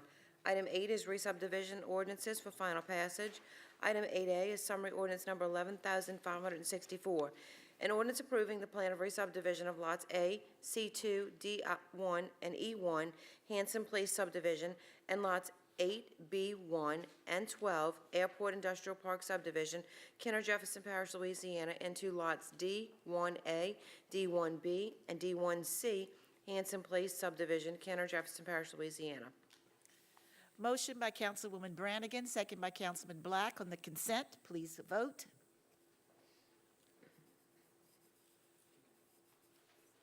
Madam Chairman, motion passes 7-0. Under the public appearance agenda, we have item 9, public hearings for final passage. Item 9A is a public hearing regarding summary ordinance number 11,549, an ordinance authorizing a third addendum to the lease agreement between the City of Kenner and Davy Mike Incorporated for lease of a portion of the Gordon Street right-of-way situated south of West Airline Drive between Square 11 of Oakland Plantation Subdivision and Square 12 of Hanson Place Subdivision, Kenner, Louisiana, and providing for related matters. Motion by Councilman Carroll, second by Councilwoman DeFrancis, to open a public hearing. Please vote. Madam Chairman, motion passes 7-0. We're now in a public hearing to discuss summary ordinance number 11,549. If there's anyone in the audience who wishes to address this matter, please come forward now and give your name and address. You have 3 minutes. Motion to close by Councilman Carroll, second by Councilwoman DeFrancis. Please vote. Madam Chairman, motion passes 7-0. Motion to approve by Councilman Carroll, second by Councilwoman DeFrancis. Yes, ma'am, and the legal department has a presentation this evening, please. I guess I should have let you do that before we closed, right? No, that's fine. It's okay. This is right. Okay. That's good. Ms. Roussel? It's fine. I have just a couple of slides to show, just to give you an idea of where the property is located. But this is an ordinance authorizing addendum number 3 to a lease agreement between the City of Kenner and Davy Mike, Inc., which will in effect extend the time period for an initial term of 5 years. This is a lease that's been in effect for 27 years. With a one-time 5-year renewal option upon mutual written consent of the parties, and at the annual rental rate of $4,920. The subject consists of a portion of the Gordon Street right-of-way situated to the south of West Airline Drive between Square 11 of Oakland Plantation Subdivision and Square 12 of Hanson Place Subdivision. The property is identified by the municipal address of 143 West Airline Highway, Kenner, Louisiana, and the current tenant, Davy Mike, Inc., and Jacqueline Witzel, operate a residential trailer park known as the Kenner Wheel Inn upon the leased premises. The original lease of December 21st, 1986 was scheduled to terminate on May 31st of 2013.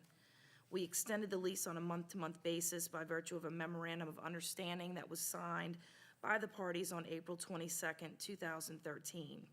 The purpose of the MOU and month-to-month extension was to allow sufficient time for the tenant, Ms. Witzel, to obtain a current summary appraisal report estimating the fair market rental rate for the property. The summary appraisal was in fact performed by Louisiana Certified Real Estate Appraiser Bush Benton of Stigall Benton and Associates. The market rental was determined to be $4,920 per annum, which is yearly, as of April 14th, 2013. So it is a current appraisal, which is attached to the legislation.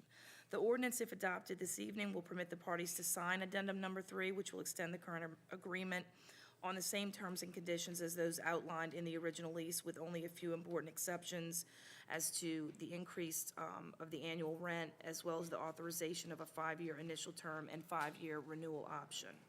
The tenant has provided general liability insurance of $500,000 since inception of the lease in 1986, and will continue to do so throughout the initial term and any subsequent renewal term. So we ask for your favorable consideration of this ordinance, and, Thank you. oh yeah, I had other slides, but that's okay. It didn't follow any sequence, it's fine.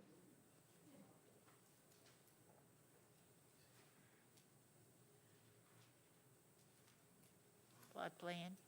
And that's the end of my presentation. Thank you, Ms. Councilman Russell. Councilman Carroll. Thank you, Madam President, and Attorney Russell, I'd like to thank you for your hard work and all of the department for your hard work on this particular piece of property. Just for a little more information, the lady that is the proprietor who signed the lease is one of our seniors from our city, and it was agreed between Ms. Russell and myself that there really wasn't any reason for her to come tonight, that she provided all the information, she understood what was going on, and we believe that it was, if they were, we would have asked her, but she really didn't have to come tonight, but she would have been here if she had to. And also, Ms. Russell, please correct me if I'm wrong, this piece of property, the contract is in place. It has been for a very long time. As a good steward of the city, I think we are doing a good thing by letting this particular piece of property continue as it is. We understand as things change and someone else new would come in, we would revisit this. Not only the controls with the 5-year lease, but overall, if things change drastically, we will be able to do this. Also, Attorney Russell, correct me if I'm wrong, but because of the location of the property, we cannot sell it. And could you explain why we cannot sell this particular piece of the property? We are getting something out of it, please. Yes, sir. Ms. Hastings, could you put one of those slides back up for me, please? The property is actually bounded by several lots that are, I believe, just vacant lots. So the city's not in a position to alienate this type of street because we would end up, in effect, landlocking those lots.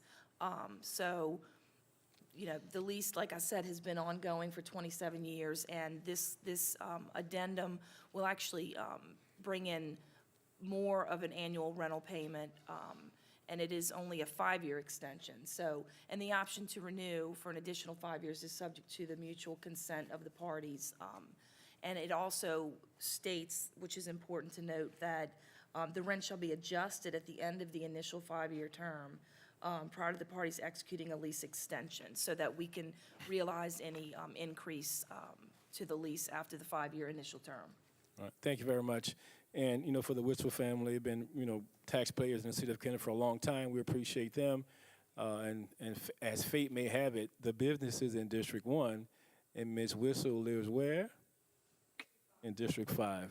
There it goes again, that partnership. So, you know, again, thanks for all your hard work. Thanks for Ms. Witzel and her family, and we wish them well. Thank you, Madam President. Thank you, Councilman Carroll. Mrs. Witzel is a lovely lady. She's the widow of Davy Witzel, who was a former Saints player. We all remember that. And but am I to understand, they said in the initial correspondence that was forwarded to the council that the rent was was $1,200, and now it's going up to $4,000, or is that after the 5 years, or is it now the 5-year lease is going to be from $1,200 to $4,000? It's $4,920 every year, which she will pay in a lump sum payment on July 1st of each year. But that's now for the next 5 years, and then she can renegotiate in 5 years. But the reason for the rate was because of the appraisal that we asked them to get. That's correct, that's correct. So we're realizing over $3,000 that would normally go to. Correct. And it goes citywide, Mr. Carroll. Yes, we discussed that also, Councilman Black. Just teasing. Councilman Stagney, you have the floor. President, under the memorandum of understanding, Ms. Roussel, I know the last lease was like 25 years long, and there was no opportunity to sublease with the exception of a residential trailer for family members. Now, I looked at the memorandum of understanding, and it limits it to a residential trailer, but I don't see that it says only for family members. What did you do in the agreement? That's just a memorandum of understanding, and that's not encompassed with the, well, it is, 4920. I don't believe that's correct, Councilman Stagney, that it is just for locating residential trailers for family members. I think that one of the older ordinances, there were actually two ordinances, one from 1986, which authorized the original lease, and then there were two addendums done and another ordinance. And in those, it specifically allowed for the location of residential trailers and subleasing those, the premises to persons for placement of residential trailer units. Or subleases to members of the immediate family or to their wholly owned full family partnerships or corporations. Did you track that language in this current contract? Well, Or was there the a current reason not to? The current contract does not amend the original lease other than in the respects that I just mentioned, which is to change the four, there's 4 items specifically, and it's in the addendum number 3. But all terms and conditions of the original lease would remain in effect. So as to the use, the current use that the tenant is realizing on the premises, that would not change. It would just extend the lease for 5 years with a renewal option of 5 additional years at this annual rental of $49.20 for the initial 5-year term. And then also, it would allow for adjustment of that rental payment after the initial 5-year term. It also puts a indemnification and hold harmless provision in there, which I didn't think was in the original lease. I thought that needed to be in there.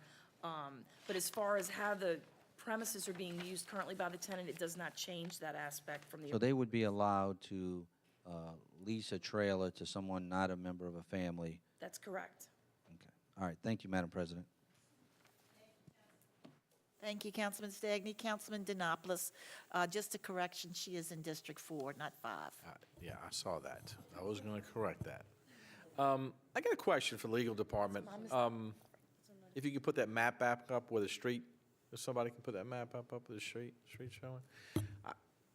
And I appreciate the fact that we don't want to alienate, the street. But let's say if I own Lot 12 and I want to develop it, and that's the only street. It's not. It's not. Well, there's 2 streets. Lot 12 is a corner lot.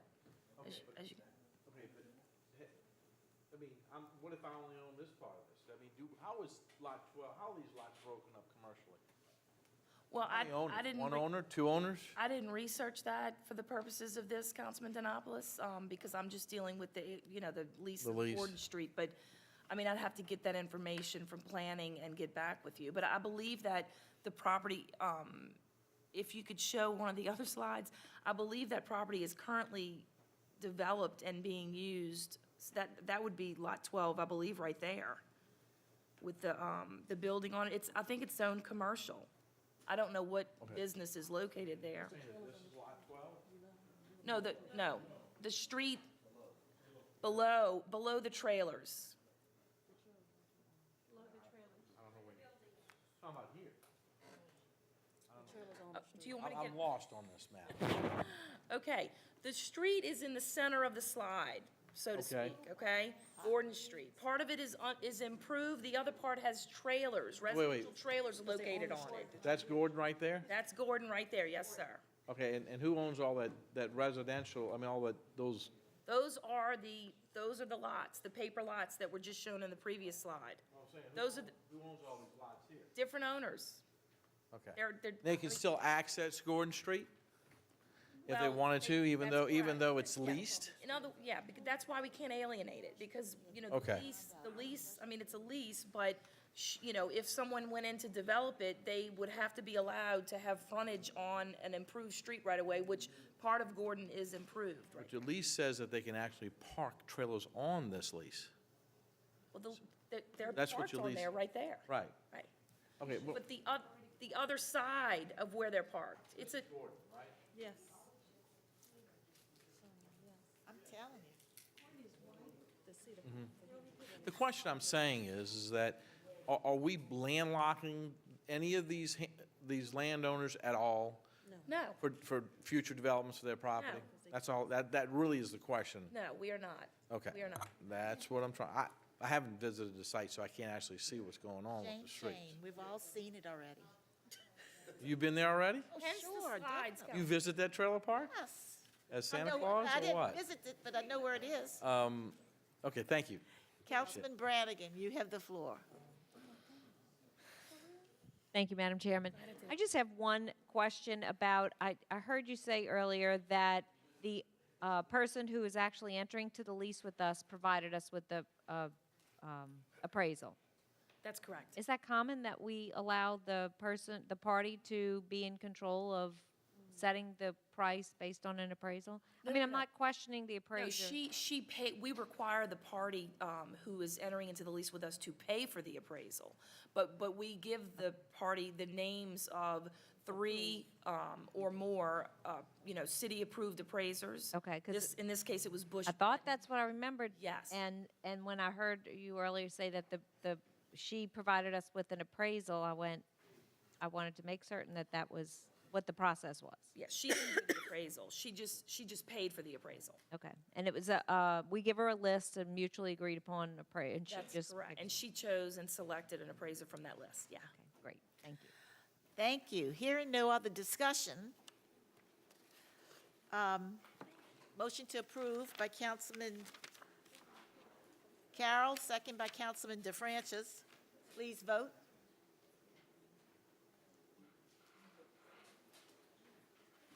Madam Chairman, motion passes 7-0. Item 9B is a public hearing regarding summary ordinance number 11,565, an ordinance amending the 2012-2013 budget to budget FEMA funds and expenditures in connection with Hurricane Isaac, an adjustment to the Civic Center budget, and to provide additional funds for the city's self-insurance fund. Motion by Councilman Reno, second by Councilwoman Brannigan. To open a public hearing, please vote.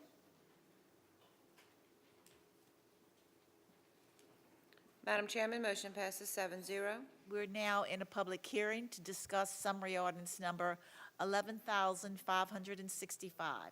If there's anyone in the audience who wishes to address this matter, please come forward now. Motion by Councilman Reno, second by Councilwoman Brannigan, to close the public hearing. Please vote.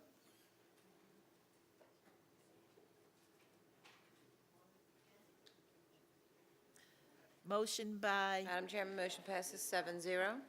Motion by Councilman Reno, second by Councilman Brannigan for approval. Hearing no discussion, please vote. Madam Chairman, motion passes 7-0. Item 9C is a public hearing regarding summary ordinance number 11,566, a supplemental ordinance amending and supplementing ordinance number 5848 adopted on May 7, 1987, as amended and restated and readopted on July 7, 1994, the general bond ordinance, and ordinance number 10,572 adopted on April 18, 2013, the 11th supplemental ordinance approving and confirming the sale of not exceeding $47 million of sales tax bonds, Series 2013, City of Kenner, State of Louisiana, approving the certificate of determination and the bond purchase agreement relating to the sales of bonds and providing for other matters in connection therewith. Madam Chairman, we've received a request for a one-meeting deferral, please. Motion by Councilman Black, second by Councilman Brannigan for a one-meeting deferral. Councilman DeFrancis, you have your light on. Did you want to speak on the deferral? You have the floor.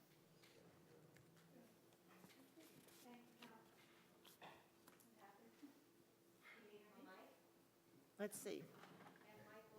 Try it now, Maria. Okay. Yeah, fine, thank you. I just wanted to talk to Mr. Duke for a moment, if that's possible. Mr. McConnell, we're deferring it, I understand, out of necessity because there's a court case, as we've talked about, correct? That's correct. And how is this, do we have a date yet? We're deferring it for one meeting. Do we have a date yet when we're going to court? Mr. Conley's not here, that's why I'm asking you. July 9th. July 9th, okay. Council meeting would be July 11th. Okay, that's what I wanted to get on the record. And let me ask you a question. During this period of time, has there been a change in the amount of money that we may be able to get because of changes in rates during this period of time? Yes, rates are higher now than they were at the time we intended to sell the bonds. Exactly. Approximately how much are we potentially losing during this period of time? It varies. We could have lost anywhere from $1.5 million to $2 million at this point. Money that we could have Rates used for change on a some daily very valuable projects, but out of necessity, we will have to defer. I just want to put that on the record. It's not a choice, it's something we have to do, correct? That's correct. All right, thank you. Thank you, Ms. DeFrancis. Please vote on the one meeting deferral.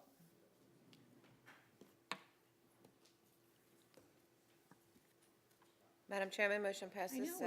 Exactly. $2 million we've lost. Item 10 is opening of bids. We have none. Item 11 is reclassification of zoning for final passage. We have none. Item 12 is other ordinances for final passage. Item 12A is summary ordinance number 11,550, an ordinance authorizing the purchase of Lot 19A, Square 9, Beach View Heights, Kenner, Jefferson Parish, Louisiana, as well as a portion of property adjacent to said Lot 19A. Motion by Councilman Reno, second by Councilwoman Black. Pardon me. Ms. Alessandro, you wish to discuss 12A? Sure, come on. We're going to open it up first. Motion by Councilman Reno, second by Councilman Black.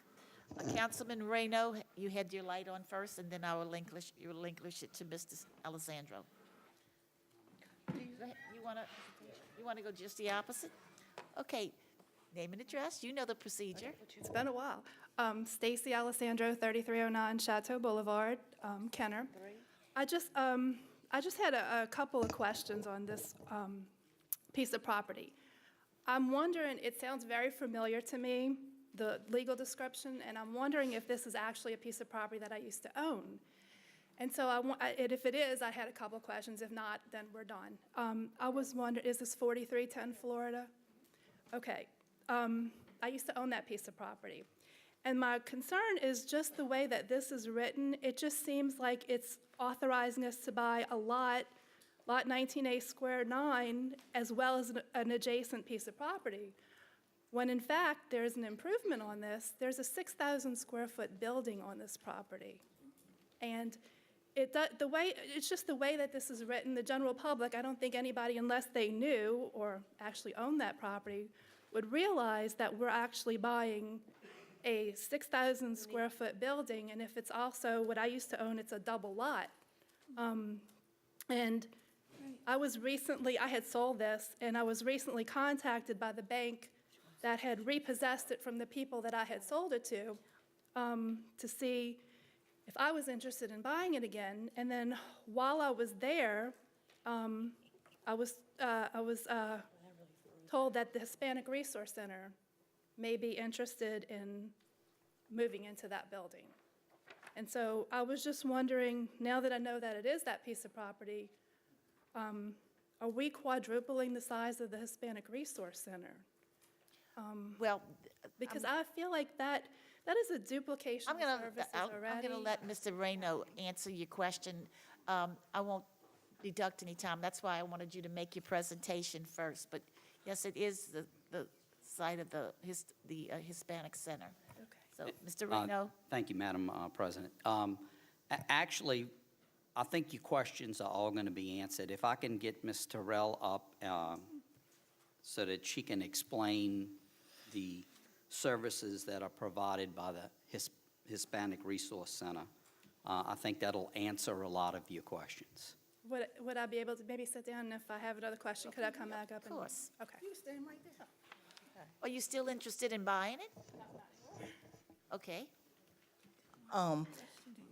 First of all, yes, you're correct. This is a lot with approximately a 6,000 square foot building, improvement on it.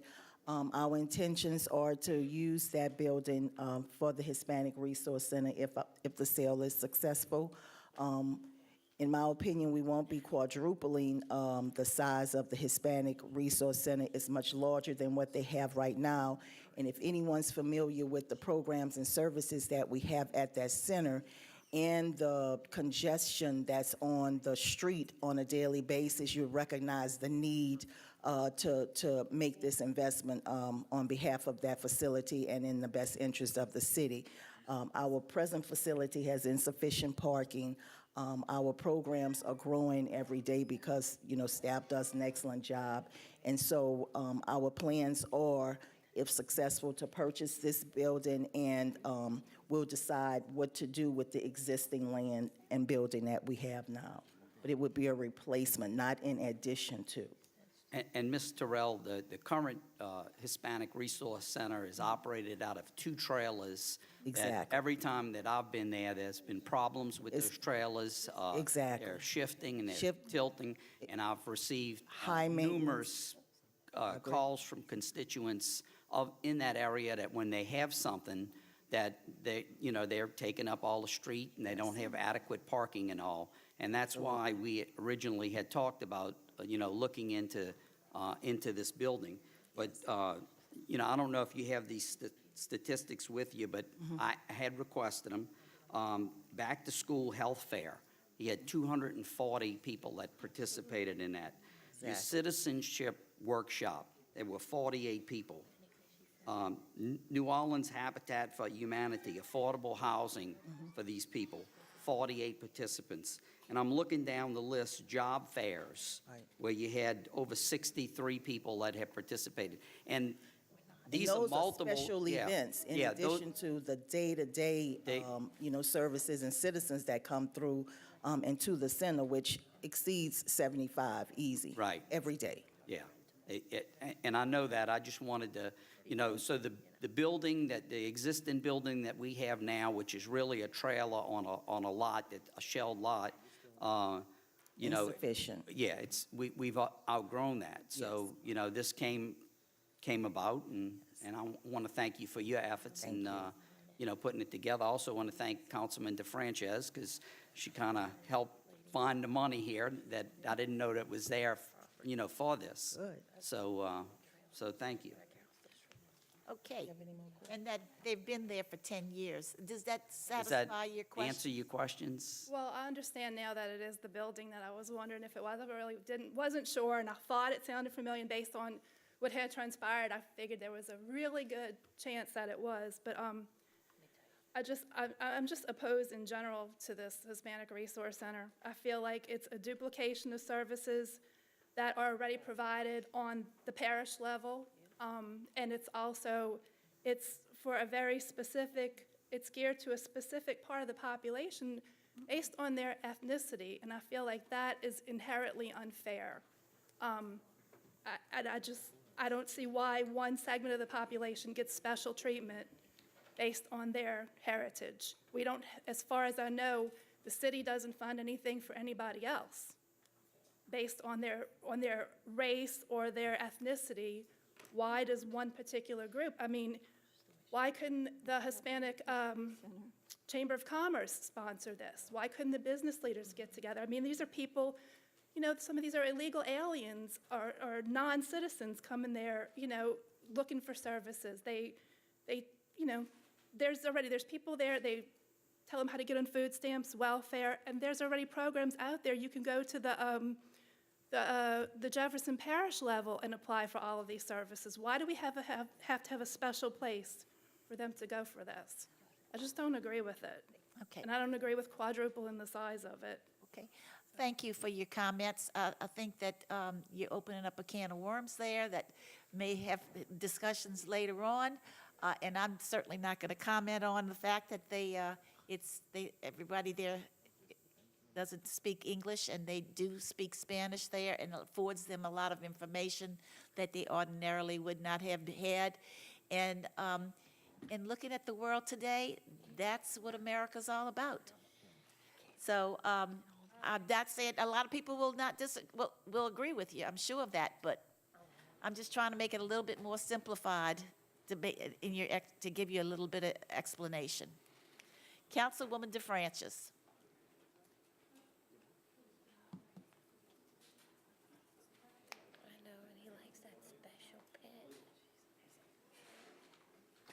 May I just make a comment, please? I'm glad because I was going to do it, but please go first. Thank you. I just want to clarify for the viewing audience that the Hispanic Resource Center was designed to primarily service persons of Hispanic origin. It is not a center that's solely dedicated just to serve Hispanic. Anybody can go. Everybody. Right. Most of the programs that run through my department that provide housing, that provide after-school programs, that provide health care, they're for all of the citizens of Kenner. So I want every citizen of Kenner to know if and when we're successful in buying this facility, it would make another resource center available to service all of the citizens of Kenner. Correct. Thank you. Correct. Councilman DeFrancis, thank you for And I'm glad you lending said this, time. Ms. Terrell, because I have gone out to almost every one of their functions. They call me all the time. The fair you're talking about was not just for Hispanics. There were a lot of Hispanic people there, but I can tell you there are people from every ethnic background and who spoke English, who didn't speak English, who spoke Vietnamese, you name it. And I will tell you, they offer other services, too, that I think people don't understand. And they do not discriminate according to ethnic background.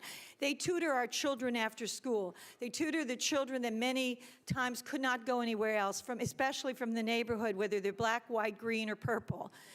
No matter what language they speak. They've asked me to go speak to those children while they're being tutored to encourage them to stay in school and how important school is for them. It's a way of moving forward. So it's not just about Hispanics. I want to point that out. That's number one. Number two, it also encourages people who are of Hispanic background, especially because we have a large Hispanic population now in the city of Kenner, to learn English, which is something that's important because unless you learn to speak the language of the country where you live, it's very hard to integrate into that country, and it's very hard to move forward. And so that's another service that they offer, is they allow them to come, adults to come as well as children, to learn how to speak English. And I think that's an important asset for that we provide to the city of Kenner through the Hispanic Center. So I want to make it very clear, it does not service just the Hispanic population, although it does have a large Hispanic contingency that does attend the center. And again, I've gone there. I've never seen them discriminate against anyone. They encourage everyone to come. And that, to me, is important. As a former teacher and one who tutored kids all the time free after school, my heart is with those kids. And if we can help, especially children from backgrounds perhaps that are economically, that have economic hardships, that can't afford tutors, if we can help them so that they succeed in school, I don't care where they go. I don't care whether they go to the Martin Luther King Center or the Hispanic Center or any of the other centers we have in our city. It's about our kids, and our kids deserve everything we can give them. They deserve a chance in life, and if we can do that, then we're moving ahead in this country the way we should. Thank you, Ms. DeFrancis. Councilman Stagney. Thank you, Madam President. Ms. Terrell, this property, it's $196,000. Ms. Terrell? The property's $196,000? That's our offer. That's your offer. They have a building. Do they have a parking lot? Yes. How many spaces? I don't know off the top of my head. What about the and one that the city currently has next door with the trailers? Oh. How many spots? Maybe 3. Because that is a huge issue and has been for many years, especially when they hold some sort of Hispanic event. And, people shouldn't run away from. It's been a Hispanic resource center because 90-something% of the people that go there are Hispanic, and the programs are geared that way. And this administration and previous administrations have sent out press releases, applauding that. Right. But is it significantly more parking under the new building? Oh, yes, and also there's significant land to add additional parking. Okay. So far, we're looking at 196,000. If we have to develop more parking, or can we just start right away with the new building and new parking lot, or is it going to cost more money to make another, add additional parking? It would cost more money to add additional parking, but the estimated repairs that would be required to get the facility up and running and occupied is minimal. Yeah, because I'd like to know what a total cost is.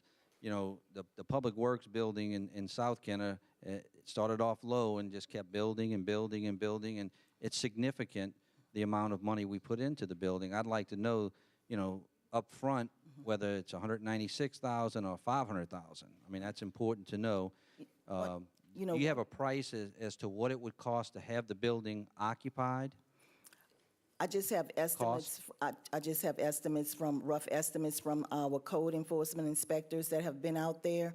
But I would like to say this, that as we toured the facility with the real estate agent, it was just an additional incentive to purchase this piece of property, because whatever the former use was, the building is designed with classrooms size facilities that's just existing now. So you wouldn't be in a position where we would have to build, a lot of walls or do a lot of build out. The main challenge would be removing these little tiny toilets. I'd want to know the cost, though. You said you had estimates before. The parking's inadequate now.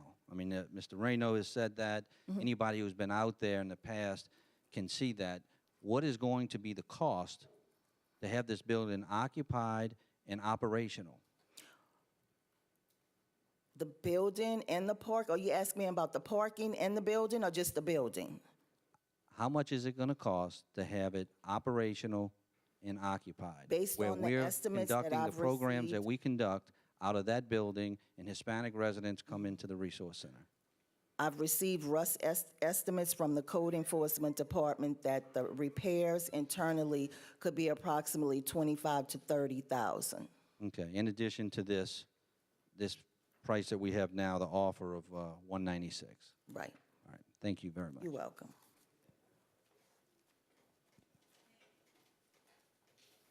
Councilwoman Brannigan, you have the floor and the mic. Thank you, Madam Chairman.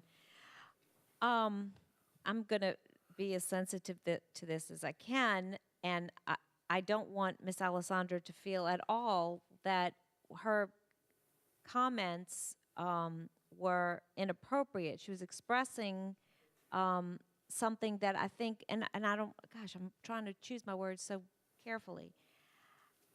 I think that we have not done a good job, perhaps, of educating the public on what actually happens inside the four walls of our resource centers. Just like I think that before I was in office, I may not have known what was offered in the senior center. And when you have time to spend time there and look into the eyes and the hearts and watch and observe the impact on people's lives, it softens you to the idea of monies being spent for different purposes of which you have no participation. Like there was no value to me because I wasn't of senior age, and so I certainly had no need to go there. But and while it's not hard to sell people that when you provide things for seniors, I'm using that as an example because it's something that we can all look to as something that would be valuable because it impacts the lives of people who are valuable to our community.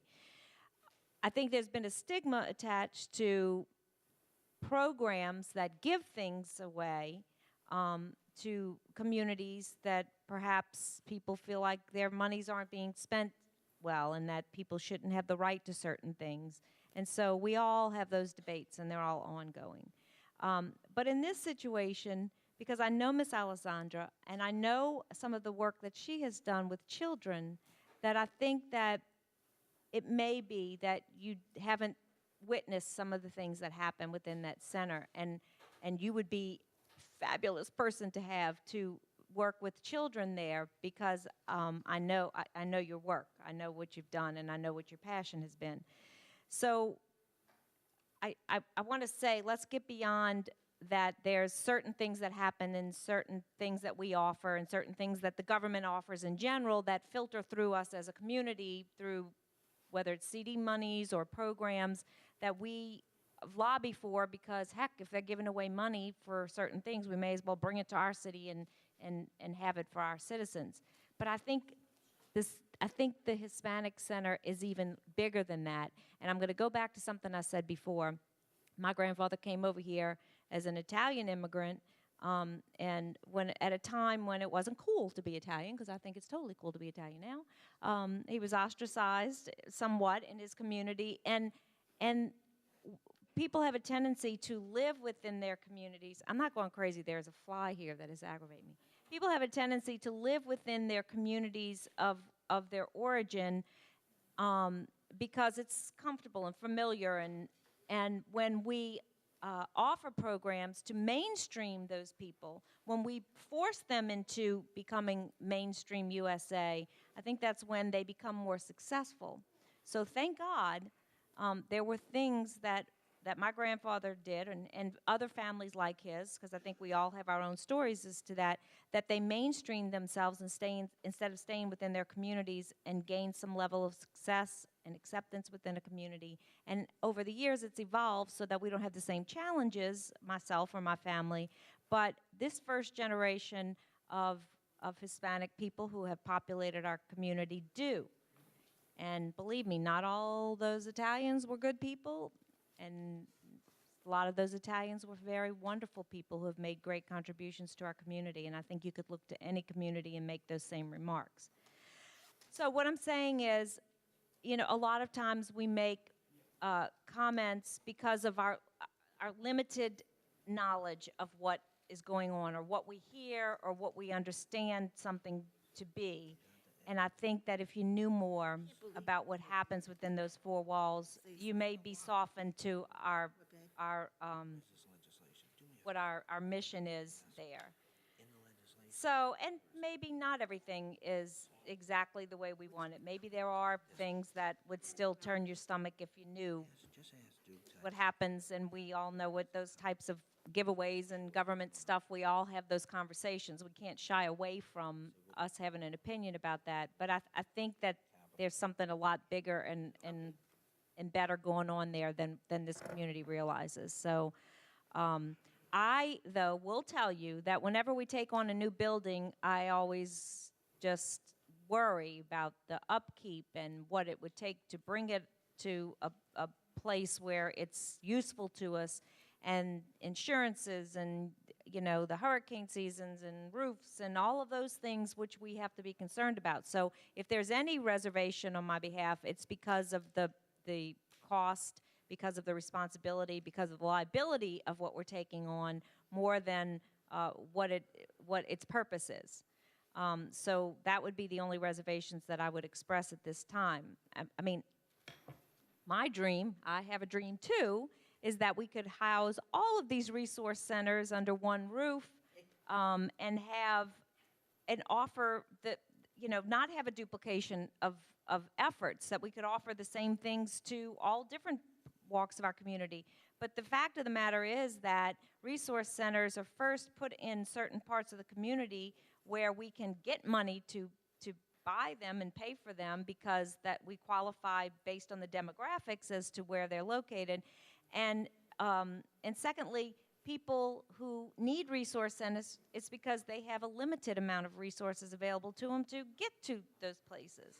So look, if I'm just going to say it, if my dream would be if we could get Nativity's site and house all kinds of different programs, because there's classrooms, there's, and that's something that's going to happen way down the line, that somebody is going to be looking to do something with that property, but the fact of the matter is that not everybody has transportation to those things. For the senior centers, we've been successful in providing transportation, but I don't think we could offer that for every community throughout the city. So I don't want you to feel bad about, because we all think, sometimes people say things that we're thinking, so we all think about those types of things that are repulsive to us, if you will.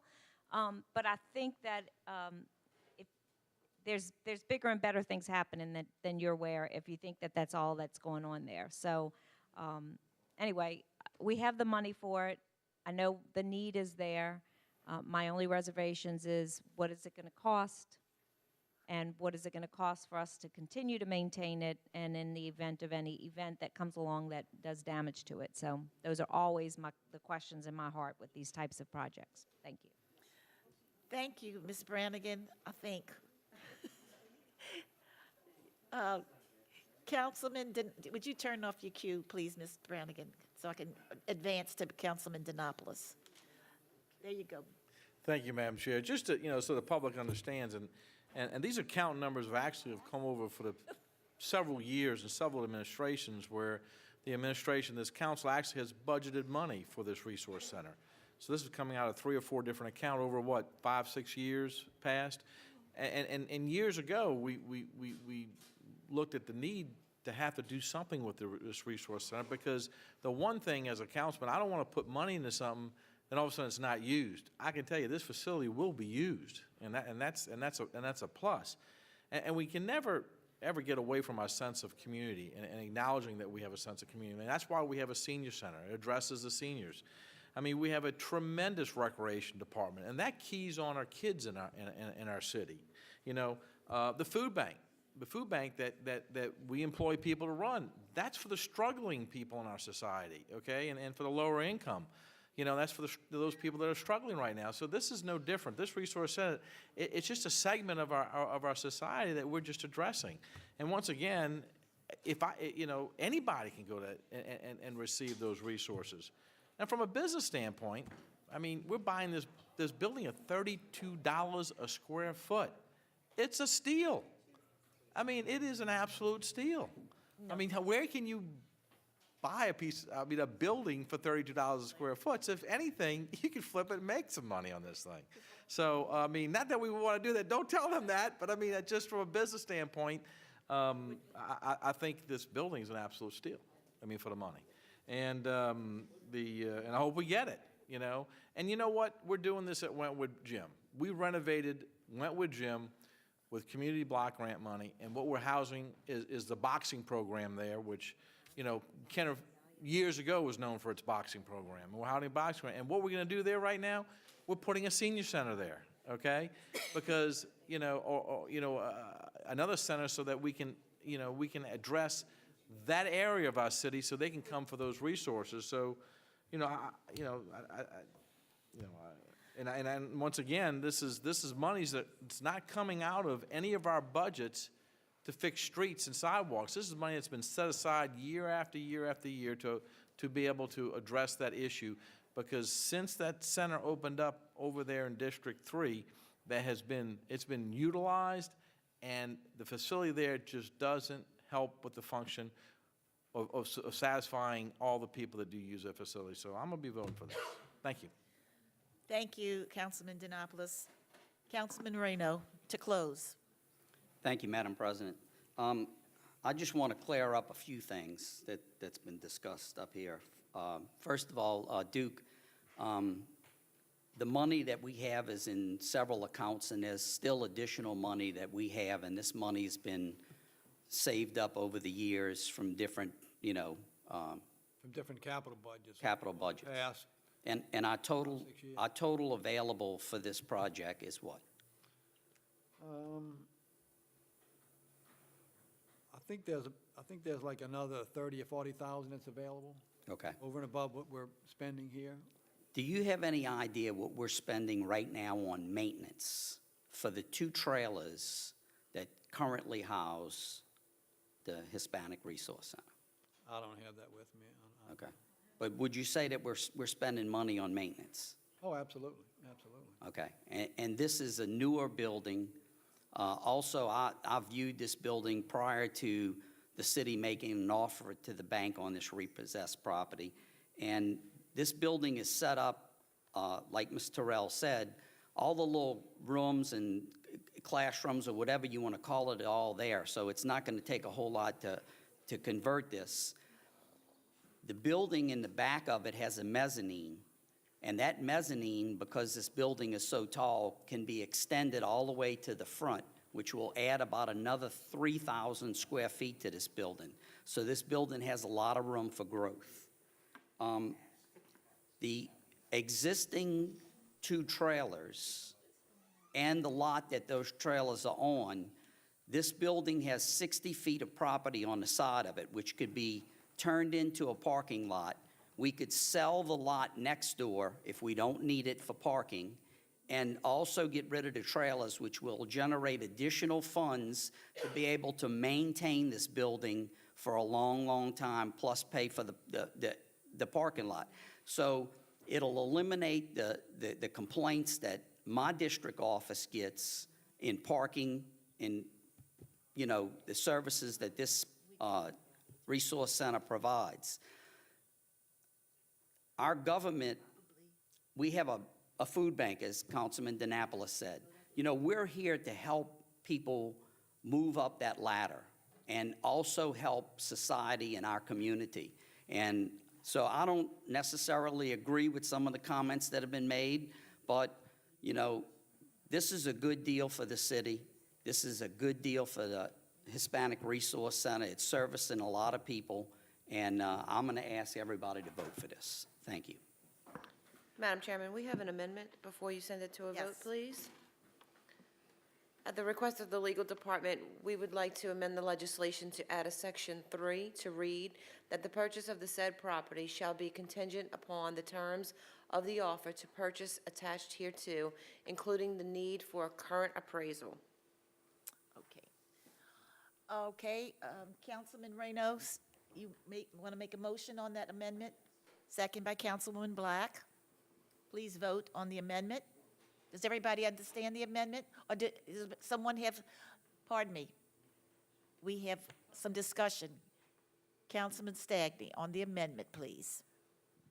Thank you, Madam President. My only question is, and I don't have it in front of me, but it's not on my screen now. Let me see something. At the end, it says including the need for a current appraisal. Are you tying that the current appraisal must be higher than the offering price? We need to get an appraisal that shows the value, that we're not paying too much for the property. So that's why we're putting that in. I mean, are we going to go on record saying that if it comes in lower, we're not going to pay more? No, our offer is $196,000. The appraisal is just to ensure that we're not paying more than that. Okay. Like, in other words, that the appraisal comes back less than that amount. And if it does, I mean, I don't know that the bank's gonna negotiate. The offer is the offer, that's what's being attached, the offer to purchase. The city attorney wanted to make sure that we tied it to an appraisal to make sure that we weren't, paying too much for the property. Well, that's what I mean. Right. Do you want to have language that says that it has to be at our offer price or higher as far as the appraisal? I don't think that's necessary. I mean, if y'all want to amend it to say that, that's fine. I The think appraisal has already been ordered, right? the appraisal's in the works, yes. We don't have the value back yet. Because the city attorney, it is. And I will defer to the real estate expert. But that was my It's question. contingent upon us getting the appraisal, but, Mr. Richard, you want to come address this? Help. No, I don't think it's a big deal other than Ms. Brannigan and I If on the appraisal the comes same in at page. $190,000, the bank's not going to say, well, then we'll sell it to you for $190,000. We just want to make sure that we're not paying more than what our offer is. We want to make sure we have a, Yeah, I mean, if it's contingent on the appraisal, then there has to be some consequence if it were not to appraise. So we don't care what what the seller's posture is, we're the buyers. we could simply put on there, including the need for a current appraisal This- at the these are- offering these are price or pretty- higher. Okay, let me just explain something. Oh, I wouldn't do that. Well, I'm throwing Well, out all well, the rules, guys. well. Just throw your likes on. because the offer to purchase says that we're getting it. I don't know if that answers your question. It says conduct a current appraisal. These are terms that are amended or added to the offer to purchase, okay? Which this is actually the second offer, okay? I think all of that is good. The only point, and the amendment looks fine, I would just say including the need for a Okay. current appraisal It's in the at or purchase above the offering price. Well, let's let the legal department write our amendments, please. I mean, no offense, but I mean. No, that's right, thank you. Well, Madam President, no offense, but we're the legislative body. We're here to look at the Councilman, let oversight me of our address it, funds. Please, okay, so, and I didn't read all this fine print tonight, I mean, we did a quick amendment, it was a last-minute thing that happens oftentimes on Thursdays for council meetings, but No, Ms. Brussel, we don't have that, but Ms. Brannigan says it has that language in there? I can show it to you, that's exactly right, yeah. So It says, "This sale is conditioned on the appraisal of the property being not less than the sale price." All right. No, as long as that language is goes there and everybody understands it, I'm good with So it. it's, yeah, I mean, it's a standard purchase agreement that you're very familiar with. Okay, I didn't have that. Thank you. The reason for the amendment is that we just want to make sure that when the appraisal comes in, we're not spending more for something that's appraised less. No, reason for the and Madam amendment is President, to that's what I was getting at. If that language wasn't in there, I thought we should put it in the legislation. But Ms. Brannigan pointed out that that's a uniform agreement, and it's in there, so I'm good. Thank you very much. Thank you. And really, the reason for the amendment, just to let all of you know, is to attach this document, which really is the contract between the parties right now, until the sale is finalized. The guy who wrote our council rules tonight is turning over in his grave, because we've just broken every one of them. But that's okay. It's something that needed to be discussed, and that's why I did that. So, anybody want a karaoke? We have an open mic. Okay, so the amendment is on the floor. Councilman Reyno, second by Councilwoman Black. Does everybody understand the amendment? And we ready? Councilman Reyno, do you want to speak on the amendment? You have your light on. All right. Please vote on the amendment. Madam Chairman, motion passes 7-0 to amend. Okay. Motion to approve. Did you wish to close again on the approval? Okay. Hearing no other discussion, please vote. Madam Chairman, motion passes 7-0. Item 13 is resolutions and motions by council members.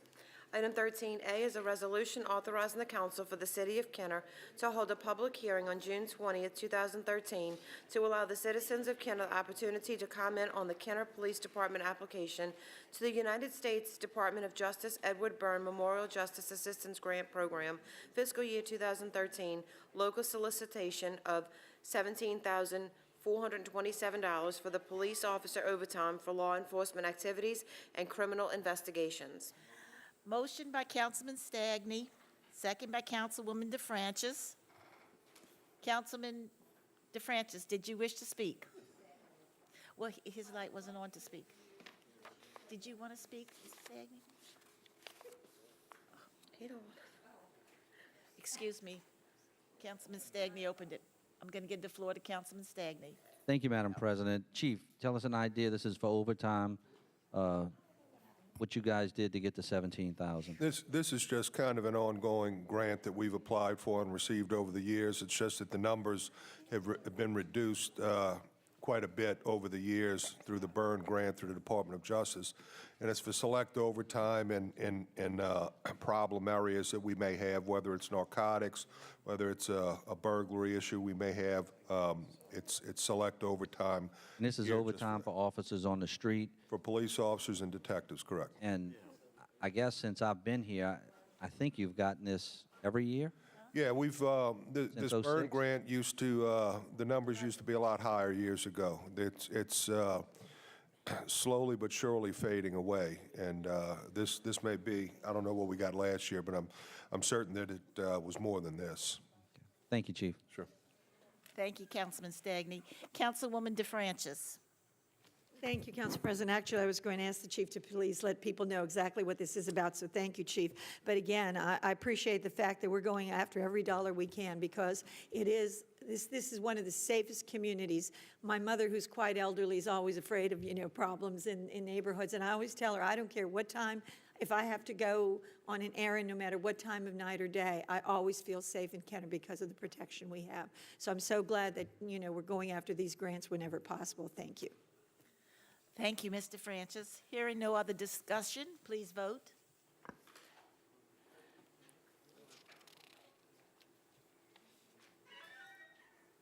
Where you going, Chief? Who we missing? Did Councilman DeNapolis leave? Yes, he's just absent. Okay. Madam Chairman, motion passes 6-1. Councilmember DeNapolis did not vote. Item 14 is items removed We from have the none. consent agenda. Item 15 is acceptance of contracts and similar matters approved by the mayor. Item 15A is summary ordinance number 11,553.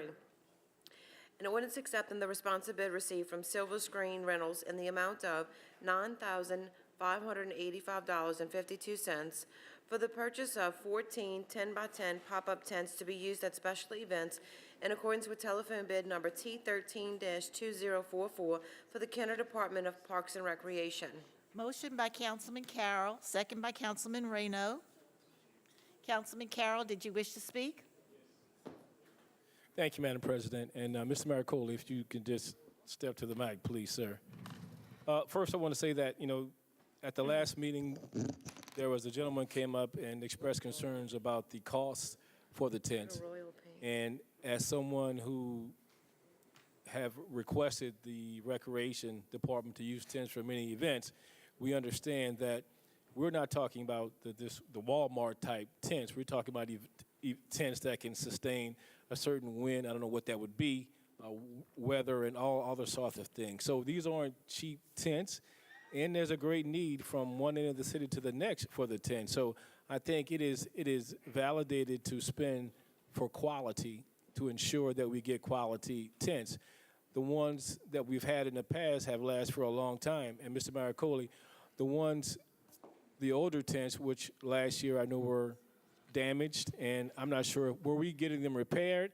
Will this add to our total tent capacity, or will it be a surplus? We will surplus those old tents. No, the majority of the tents, once we get when they're damaged at these events or something happens to them, there really isn't a lot that you could do to repair them. So we do have to dispose of them. The problem with, the thing with this tent is what you said earlier. This is a better quality tent. This isn't just your run-of-the-mill, run-to-Walmart type of tent that you could put up in your backyard. This is, it's a heavier canvas. This is the heaviest they make for any of these type of tents. This is steel poles instead of the aluminum that's typically there with powder coating on there. There's several aspects as far as carrying cases, the other things that go along with that, that are in place for this. This isn't just, again, the run-of-the-mill tents. This is also, these are going to be screen printed to where they identify that they are our tents and things to that nature. It's a colored tent, So again, the benefits of this are going to be many. And as we said before, seems like every event we have some of these tents that are being damaged because of the quality isn't what we're getting at this point. So. Yes, I mean, that's a perfect explanation. I didn't realize that we were going to imprint the tents to have the Kenner logo and whatever on them, which is fantastic, because now it can be used not only on Kenner properties, but other events that we go to for the police department, recreation, everywhere we go, we can use this. And I think if people think about the number of events that we have from the river to the lake, it is a lot of events, and everyone requires, especially in the summertime, to have a tent. So, it may seem like a lot of money, but I think we will definitely get our money's worth from these purchases. Right, and the benefit also is, for example, the farmers market's a prime example. We're using that in the parking lot right there on Williams Boulevard. That's where the event is held now. And this will just dress up the aesthetics of that to make sure that it is, everything's matching and things look in place and things to that nature.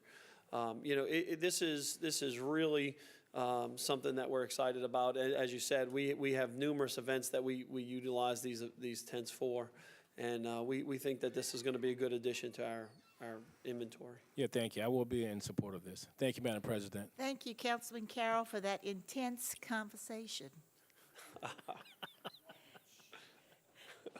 Councilman Reyno, you have the floor. Thank you, Madam President.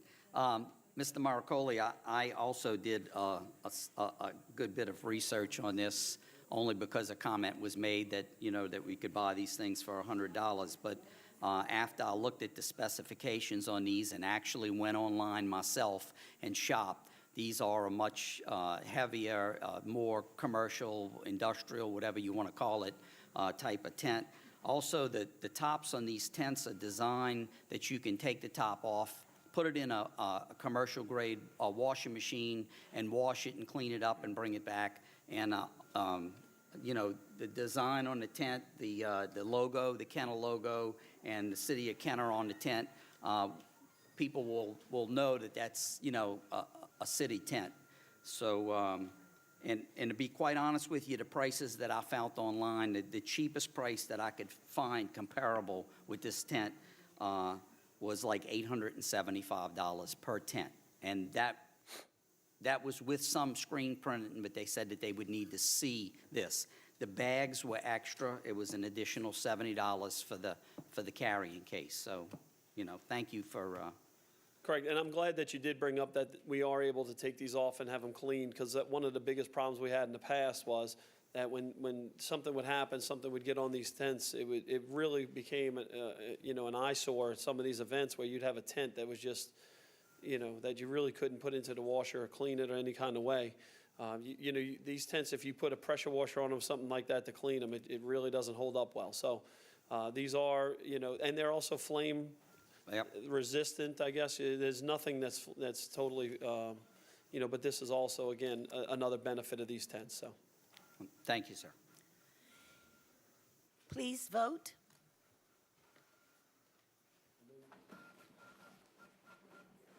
Madam Chairman, motion passes 7-0. Item 15B is summary ordinance number 11,554. An ordinance accepting the responsive bid received from Sport Court of Arkansas in the amount of $73,029.50 to replace gymnasium flooring at Wentwood Gymnasium in accordance with seal bid number 13-6138 for the Department of Parks and Recreation. Motion by Councilman Denopoulos, second by Councilwoman Brannigan. Councilman Denopoulos. Thank you. A long time coming, huh, Ken? We're finally going to get the worst gym floor in the city of Kenner fixed, okay? And that's at Wentwood Playground, but it's at $74,000. It's going to be a nice floor, I hope. Yeah, the benefit of this one is it's going to match the additional ones that we've done in the past. Right. It's a new sport court floor. We've gotten nothing but rave reviews from people that have played on them. We're very excited about this. And then we have one gym remaining that we're gonna try to get accomplished before basketball starts, and then we believe we'll be in good shape for the city. And a little bit of holdup is this is actually monies that finally have been allocated since Katrina. Yes, this is all, well, and the reason why it says finally is allocated is this has been a lot of work and negotiating to try to get exactly what we wanted from the Recreation Department in place here. So this is the floors we requested. Right. Originally, they just wanted us to put the tiles back down. Correct. Which are, and that's not state of the art. I mean, that's technology 20 years ago, okay? And they were only going to give us, what, $25,000 or something, $30,000. So we did wait a little while. We are getting the top of the line, current products that are going in most gyms, or going in all our gyms in our city. Low impact, injury, so I can't wait. When do you think obviously the bids are, this is, we're going to give them, 30 days to gear up and put it in, or what? The benefit of this flooring is that it's probably the thing that takes the longest is the removal of the old floor and preparing of it. But once this legislation passes and the 17 days pass that we have to wait, the layover period, then the contract is signed. When they come into town, it'll be less than a week before it's up and running. So this is very quick turnaround. So we say 30 days. 30 days is probably giving them about 20 days too long. So Right. it's definitely something that, once we give them the notice to proceed, this is a quick Right. turnaround for that. Well, once again, Ken, I do appreciate your work on it, and I think the kids will finally really understand and have a much better gym floor. And Thanks. I'll tell you, it definitely, we talk about the aesthetics of the gym. When you go into one of these gyms and you see the floor the way it is compared to what it used to be, there's no comparison. This is going to be a night and day difference for that gym, there's no Absolutely. doubt. Thank you, Ken. Thank you. Councilman Carroll, you have the floor. Thank you, Madam President. And I'm sure Councilman Denopolis is correct about the condition of the floor, but I'm sure there are a number of other councilmen and people in the audience that would say there are a lot more bad floors in the city of Kenner. And this is a 100% plus for the city of Kenner. Everyone I've ever spoken to, visitors and the people who play there on a daily basis, agree. And the floor itself, it does so much for the building. You said the aesthetics of it. When the floor is down, everything else looks a whole lot brighter, better, and everything. So, this is a plus for the city of Kenner. All of the events we'll be hosting, we will be the envy of other recreational programs when they come in and see it. And it's good to know that all of the floors will be completed. And what is the last gym that needs to be completed? The last gym we're going to do is Buddy Lawson. Oh, okay. I just wanted to check that. I just had to check that. But I'm sure right after Councilman Denopolis gym, Buddy Lawson will be right behind it. We look forward But to that. if you want to get technical, the first gym we did was Susan Park. So you have the first and the last. So Thank you, Mr. Maricola. I'm finished now. That's why I gave you the floor. Thank you, Mr. Maricola. Great job. Thank you, Madam President. Councilman Stagney, you have the floor. Thank you, Madam President. Mr. Denopolis was talking about a time frame. It was less than 60 days ago that we had all of those gyms, two in the district I represent, but Butch Dewey and Woodward. And I looked at Butch Dewey 2 or 3 weeks ago. They put that thing up in no time. So when they get out there, I mean, you're talking about days for turnaround. And they do an exceptional job. Other than some little padding issues that we talked about just for the safety of the children, they did an excellent job. And these are beautiful parquet courts, parquet-looking courts, that, save these kids' knee joints, ankle joints. It's really soft stress on them. And other than a little bit of give with the basketball when you're dribbling, it is excellent. And a lot of other facilities, training facilities, are going to these things. So excellent job. I know Councilman Carroll wanted to make sure he got Buddy Lawson on the record at the meeting.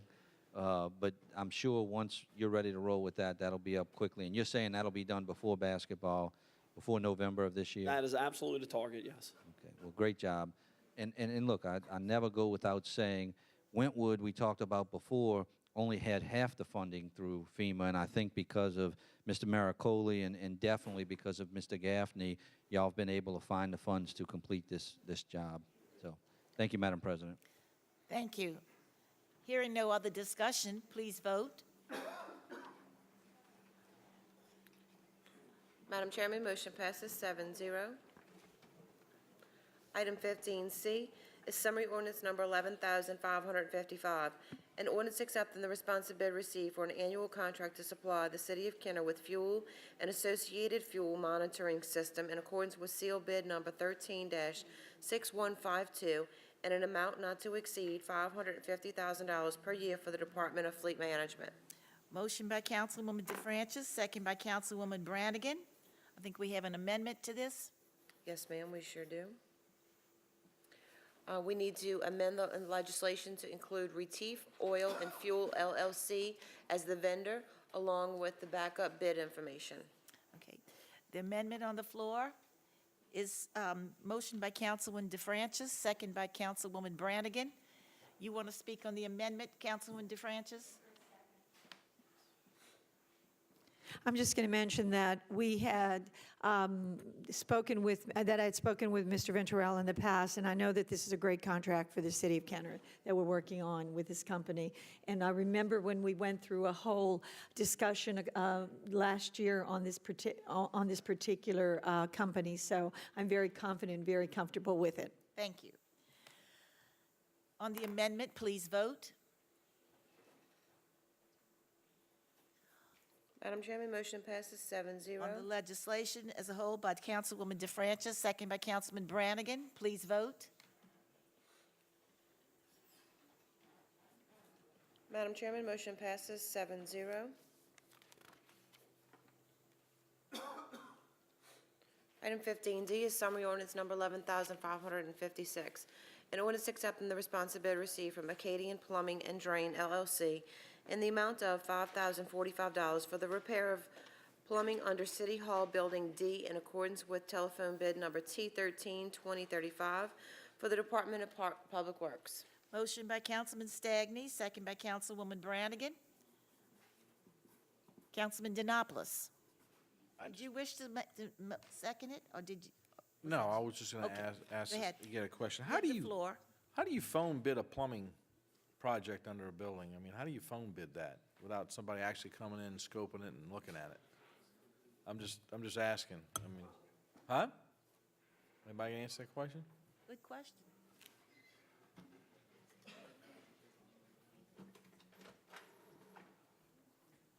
What we had, Councilman, was this building is our Building D, our Public Works building, and it had several backups. And what we had it televised twice.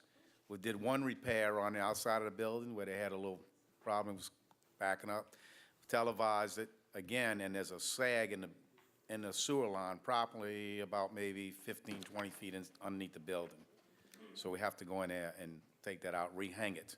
All our hangers, I guess, busted, so we got to rehang them to get the problem out. Matter of fact, today, we also had another backup in that building. All right, so when you phone bid it, you just tell everybody what's actually. We brought them all out there. Oh, they all went out there. That's We what I brought 4 bidders understand. out there to take a look at it. Well, then maybe we ought to change the wording of a phone bid. I mean, because Well, basically. no, we had 4 bidders come out there and take a look at it. Right, okay, so that's, I want to go on record that we don't just phone bid something No, we like had this 4 out. people These come out there and actually took a come look out and at see it. this and, stuff. Acadian, who got was awarded the contract, they're the ones that videoed it, and they videoed it twice, and they unclogged it like 3 times already. Matter of fact, they had a backup today in it. Well, let's get it fixed, so you don't have those backups. Trying to do. All right. Hurricane thanks. season here, we're gonna have a lot of people in that building. You can use our restrooms in C, Building C if you want. Right. Okay, hearing no other discussion, please vote. Madam Chairman, motion passes 7-0. Item 15E is summary ordinance number 11,557. An ordinance authorizing the purchase of one 52-inch, 29 HP Skag mower from Vaughn's Power Equipment Incorporated in the amount of $9,119,000, utilizing state contract number 409478 for the Department of Parks and Recreation. Motion by Councilman Brannigan, second by Councilman Black. Please vote.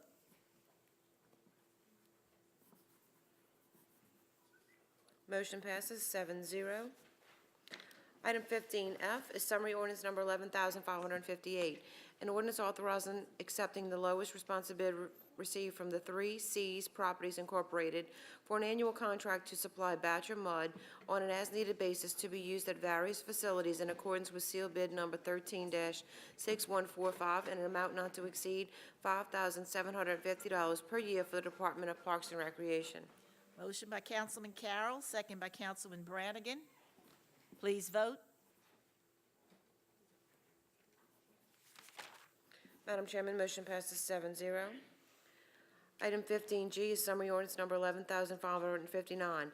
An ordinance accepting the responsive bid received from Kenner Automotive Repair in the amount of $5,373.50 to remove the engine in 2001 Ford F-450 Unit 6025 and replace a remanufactured engine in accordance with telephone bid number T13-2048 for the Department of Surge. Motion by Councilman Reno, second by Councilman Stagney. Please vote. Madam Chairman, motion passes 7-0. Item 15H is summary ordinance number 11,560, an ordinance accepting the responsive bid received from Archery Supply Company for an annual contract to supply white field marking paint to be used at various recreation facilities in accordance with sealed bid number 13-6144, and an amount not to exceed $26,850 per year for the Department of Parks and Recreation. Motion by Councilman Stagney, second by Councilman Reyno. Please vote. Madam Chairman, motion passes 7-0. Item 15I is summary ordinance number 11,561, an ordinance authorizing the utilization of state contract number 408832 with W.W. Granger Incorporated for the purchase of industrial maintenance, repair, and operational MRO supplies on an as-needed basis and an amount not to exceed $50,000 annually for the Department of Public Works. Motion by Councilman DeFrancis, second by Councilman Denopoulos. Please vote. Madam Chairman, motion passes 7-0. Item 15J is summary ordinance number 11,562, an ordinance authorizing the purchase of 6 Monaco Model D811-A241 high-back open armchairs in the amount of $7,911 utilizing State of Louisiana contract number 409097 with Gulf South Business Systems and Consultants Incorporated for the Kenner Police Department. Motion by Councilman Stagney, second by Councilman Reyno. Councilman Stagney. Thank you, Madam President. I think most of you saw me leave out of the back of the chambers. I was trying to catch Chief Caraway. This is 6 chairs on the agenda for $7,911, which would be over $1,300 a chair. I tried to catch the chief so I could ask him. You know, we give him an amount of money, and of course he spends it within his budget the way he wants. But I'd like to see if there was any competition involved or comparison of other chairs, and see if that was the best price they could give. If it doesn't harm anything, I'd like to hold off a one-meeting deferral. We have a motion by Councilman Stagney, second by Councilman Reyno for a one-meeting deferral. Councilman Reyno, did you wish to speak on the deferral? Okay, please vote. Madam Chairman, motion passes 7-0 for one meeting deferral. Thank you, Madam President. Item 15K is summary ordinance number 11,563, an ordinance ratifying the emergency replacement of one 5-ton rooftop air conditioning and heating unit for the Clerk of Court located in City Hall Building A by Comfort Zone AC and Heating LLC in the amount of $6,107.92 in accordance with telephone bid number T13-2045 for the Department of Public Works. Motion by Councilman Brannigan, second by Councilman Black. Please vote.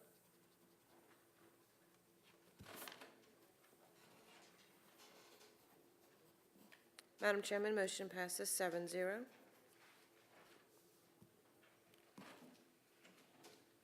Item 15L is summary ordinance number 11,567. An ordinance authorizing a product lease agreement with meter rental agreement with Mail Finance Incorporated for the lease of a postal scale and related equipment and accessories for the Kenner Police Department. Motion by Councilman DeFrancis, second by Councilman Carroll. Please vote.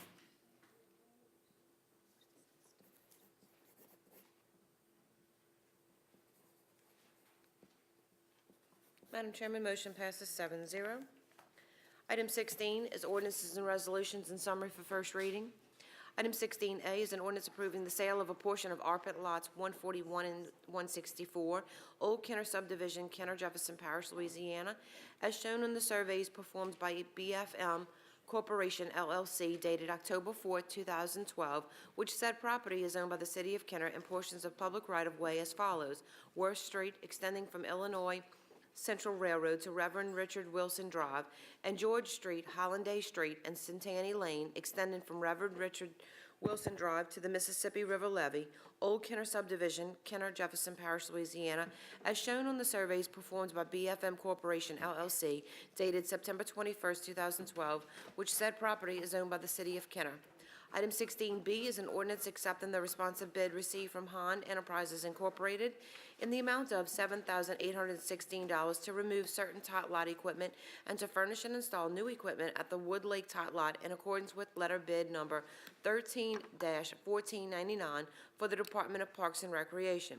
Item 16C is an ordinance accepting the responsive bid received from Fleming Construction Company, LLC, in the amount of $1,748,351 for the West Loyola and West Stanford Forest Main project in accordance with seal bid number 13-6129 for the Department of Public Works. Item 17 is reports from the council and our special committees. Let's see. Councilman Stagney, you have the floor. Thank you, Madam President. I attended on Tuesday evening a scoping meeting by the New Orleans, Louis Armstrong New Orleans International Airport regarding the possible relocation or refurbishment of a terminal, listing the 4 possible alternatives. It was a very good meeting. It was not where one person spoke and everybody listened, but it was several stations with a schematic diagram of what they wanted to do. And for the most part, it was very informative. And there were several Kenner residents there. And the neighborhood, the relocation, which seems to be the most prevalent and favorable location, is the north side. And that actually, if a terminal is built there, the parking of the planes, both commercial and cargo use, may have some impact on the neighborhood right around City Hall, in fact, on Delaware, Connecticut, and in those areas. And those residents were there. You have till July 5th to get in a comment form to the New Orleans Aviation Board. There is a form. If anybody would like to call my office, speak to Joanne, we will get you a form. If you think your neighborhood will be impacted, and I invite you to go on the internet and look at the Aviation Board website, and probably the City of Kenner, if it's not up yet, will have something up, and check to see if there's some impact to your neighborhood. And they're looking at things like noise, air quality, roadway surface issues. And I would ask you to take a strong look at that, especially those residents where there may be some impact. And it doesn't mean that anybody would be against it. It means that during their environmental assessment, if the impact is real after their analysis, they will do or take steps to mitigate those impacts. So I think it's very important that you become fully informed about what may take place and whether that would affect your home. So thank you, Madam President. Thank you. Does anyone else have any discussions? Councilwoman Brannigan, I knew she must have been sleeping. I knew it was coming. No, I was actually looking to see if I could get more details. I know, and I was hoping that the chief would have been here for me to say this, but I know one of our officers had a K-9 that was recently, too sick to serve anymore, and they had to put him down. And he had posted something on Facebook, and it reminded me that not only do we, and they brought it up about the kids fair, but not only are we such a great law enforcement that we have all of these other tools and things that other departments don't have. We protected our K-9s one year in the budget. We talked about what a valuable resource they were to our department. But they also have handlers who love them and take care of them. And it was very sad. I was reading on Louis Toose's Facebook that his dog or K-9 or officer, whatever they call their partners, was sick, and they had to put him down. And I know that he really struggled with that. And so I wanted to thank Jeffrey, Officer Jeffrey, for his service to our city, and also thank those officers who care for our K-9s for caring so much about them. And it's an everyday job for them. I mean, they have to feed them, they have to take care of them, and you know your own dog when you're rushing home from work to take care of them. They go to work with them. They're their companions and their partners. So I wanted to say how sorry we were for that. And I wish I knew more to be able to offer to you, but just wanted to mention that tonight. Thank you, Councilman Brannigan. And if you guys have noticed that I've been unusually cheerful tonight at this meeting, it's because every 6 months we alternate council presidency, and I will be turning this gavel over to someone at the next meeting. So thank y'all. All right. And you're going to drink coffee. Oh, yeah. Okay, there you go. Can I just make one more announcement? Absolutely. I just wanted to let everybody know that at the planetarium, at the planetarium, we're going to be hosting late night laser shows starting every Friday in July at 9 p.m. It's basically a laser show based on the music of, I think one weekend's Metallica, one weekend's Led Zeppelin, and various, Pink Floyd, I think's in there one weekend. But I just wanted to let everybody know that it will be at 9 p.m. on Friday nights. Thank you. Councilwoman DeFrancis. Thank you, Council President. I just want to mention that Councilman Carroll and myself are on the working committee for the airport and definitely talking about the expansion. And I just want you to know that Councilman also Dinopoulos has attended meetings on that subject as well. And I actually was at the original meeting where the 4 proposals were placed before the airport board and they voted on the north side expansion. But I just want to assure the people that all of us are looking to at these proposals, and we're making sure that those issues are addressed prior to any expansion taking place. And the issues we're talking about are certainly have to do with the runoff that comes from the airport and the impacts the neighborhoods. That has been a major topic of conversation. We've met also, the 3 of us, with Councilman Zahn as well on that issue, and we have commitments, and we're going to make sure those commitments are honored, that those issues are addressed before any expansion takes place, as well as the other issues that Councilman Stagney brought up are going to be addressed. And I want people to feel secure that the people on the board, not only the people on the board, but the people from this council that are intimately involved will be looking out for the best interests. And I think Councilman Carroll and Councilman Dinopoulos agree with me on that. Thank you. Thank you, Councilman DeFrancis. Councilman Reyno. Thank you, Madam President. I just wanted to mention that the Cal Ripken Regional Tournament this year is in Bay St. Louis. However, we do have a local tournament at Gladys on the weekend of July 4th. It takes approximately $6,000 to take our teams, our local teams, to go there. Of course, that's what they're telling me. I don't know, so I'm reading off of this little script here. But if you can support that tournament at Gladys on the weekend, it says the weekend after July 4th. I apologize. At Gladys Playground, it'll help the kids get to the tournament. Thank you. Thank you. Madam Clerk? Oh, excuse me. Councilman Carroll? Thank you, Madam President. And, first I'd like to thank Councilwoman DeFrancis, Councilman Dinopoulos, Councilman Stagney. But thank all of us for the attention that's being paid, and Councilman Zahn also, and Councilman Spears from the parish, the attention being paid to the proposed development of the North Runway. We all have been diligent in about requesting reports, be it environmental, be it traffic, sound, all of these things that will affect the people and businesses that live in that area. The original request for the environmental, and we want to make sure, I'm glad Councilman Stagney brought that up.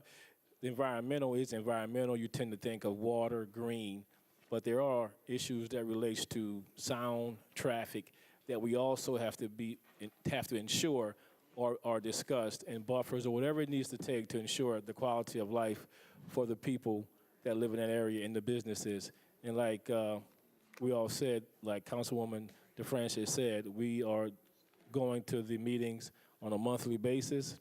It is our intent to support the city of New Orleans and the greater New Orleans area for this airport, but we are responsible, took an oath in front of God and country for the people who we represent in the city of Kenner, and we will always ensure that their quality of life is not disturbed as things improve around us, in this case for the city of New Orleans and the greater New Orleans area. So, thanks again for all you guys' support for that. One more thing, I'd like to also announce that a city employee, Mr. Michael Wesley, will be retiring from the sewer and water department after 30-plus years. I think Mr. Wesley has been involved from the very first when the department was in the management of the city of Kenner, and has gone through every change, every company up to this point. After 32 years, after his retirement, with the new organization, Veolia, he's been doing a great job, but this is someone after 32 years, you can replace his body and the number of hours that he put in, but it's almost impossible to replace the 32 years of experience that he has. And that is the situation that not only the sewer department is experiencing, but a number of departments with the city of Kenner are experiencing, because these guys have been retiring after 30 years. They take so much experience from a logistical standpoint. I'm not sure if we have maps to show where all the sewer lines and stuff is. These guys have this to memory. They know where it is. And I'm not sure if we have it documented or not, but they know exactly where to go when a call comes in. And you cannot replace that by hiring a younger guy coming in. He may have energy, he may be able to go longer than they can, but the institutional knowledge that they possess, they will never have. And it would be upon the guys who are there now to pass this on to them. So, Mr. Wesley, thank you and your family for supporting the city of Kenner, and we wish you well on your retirement. Joanne, Miss Joanne, I forgot to ask again. I forgot about we're going to have a little celebration. You guys are going to have a celebration for Mr. Wesley. What's the date? I hate to ask you to get up, but because the other council members and other departments may want to attend, and I think it's important for us to show our support after 30-plus years. It's going to be Wednesday afternoon, next Wednesday, the 26th. Thank you very much. So if we can make it, I'm going to try to make it also to show, if you just pass by for 5 minutes to thank Mr. Wesley for all of his many years' support to the sewer department. Thank you, Ms. Joanne. Thank you. Thank you, Madam President. I'm so glad you recognized the fact of longevity and experience. Thank you, Jeannie. Madam Clerk. Yes, ma'am. Item 18 is new business. It was taken earlier. Item 19 is unfinished business and no motions to reconsider or remove from a tabled position. We have none. Item 20 is persons wishing to address the council on special subject matter. Yes, we have two. Mr. Robert Roddick. Give your name and your address, and you have 3 minutes. Robert. Good evening, ladies and gentlemen. I just wanted to let y'all know that I still live on Worth Street, and they had an amendment or something, but I think they're going to have something that's going to come up on that for voting. But I still live there. I hadn't sold to the levy board, and I sure appreciate y'all give me some consideration before y'all vote on closing my street. I thank y'all very much. Well, he has 3 minutes. So have you completed your statement, Mr. Roddick? Yes, ma'am. Okay, thank you. Mr. Carroll, I'll give you the floor. Thank you, Madam President. And Mr. Roddick, I want to thank you and your wife and your son for coming. How long have you been living in 60 years. I was born and raised there. 60 years. And here again, we're talking about people who have supported the city of Kenner with their tax base early on before the city of Kenner was anywhere near the way it looks now. So we can't talk about the legislation, but I'm only going to talk to you personally about your property. It is our responsibility to have our due diligence to ensure that you are whole as it relates to you and your family, and we will do our best to ensure, we will make sure that that happens. The East Jefferson Levy District has been supportive with this. We are supportive of them. They are supportive with us. I believe we're on the same page. And it's like anything, you have to be able to adjust to what's going on. And I think we will assure that Ms. Fran Campbell is here today. I'm not sure if she would want to come up or not, but she's been real helpful in this process, extremely helpful for a number of issues. So she's here. I would like for her just to be able to go on record from the East Jefferson Levy District also. Ms. Campbell, thank you. Mr. Roddick. Thank you, Mr. Roddick. Mr. Roddick, I couldn't understand you a whole lot, too, Mr. Kyle. Kind of hard to hear, but Okay. I appreciate whatever it is you're trying to do for me, for sure. Okay, thank All you. those years working for the city of Kenner that ruined you, got you Ma'am? bad hearing. All those years with the city, Being by the right? airport. Thank you. You can be seated now. Ms. Campbell's Trying going to to give you address. a chance. My name is Fran Campbell. I live at number 5 Sago in the city of Kenner, and I'm the executive director of the East Jefferson Levy District. And I've been talking to Mr. Roddick for a number of years about his property, and I'd like to assure him that we are not going to buy the streets until we're the owner of the property on both sides of the streets, and we would never take away his access to his home.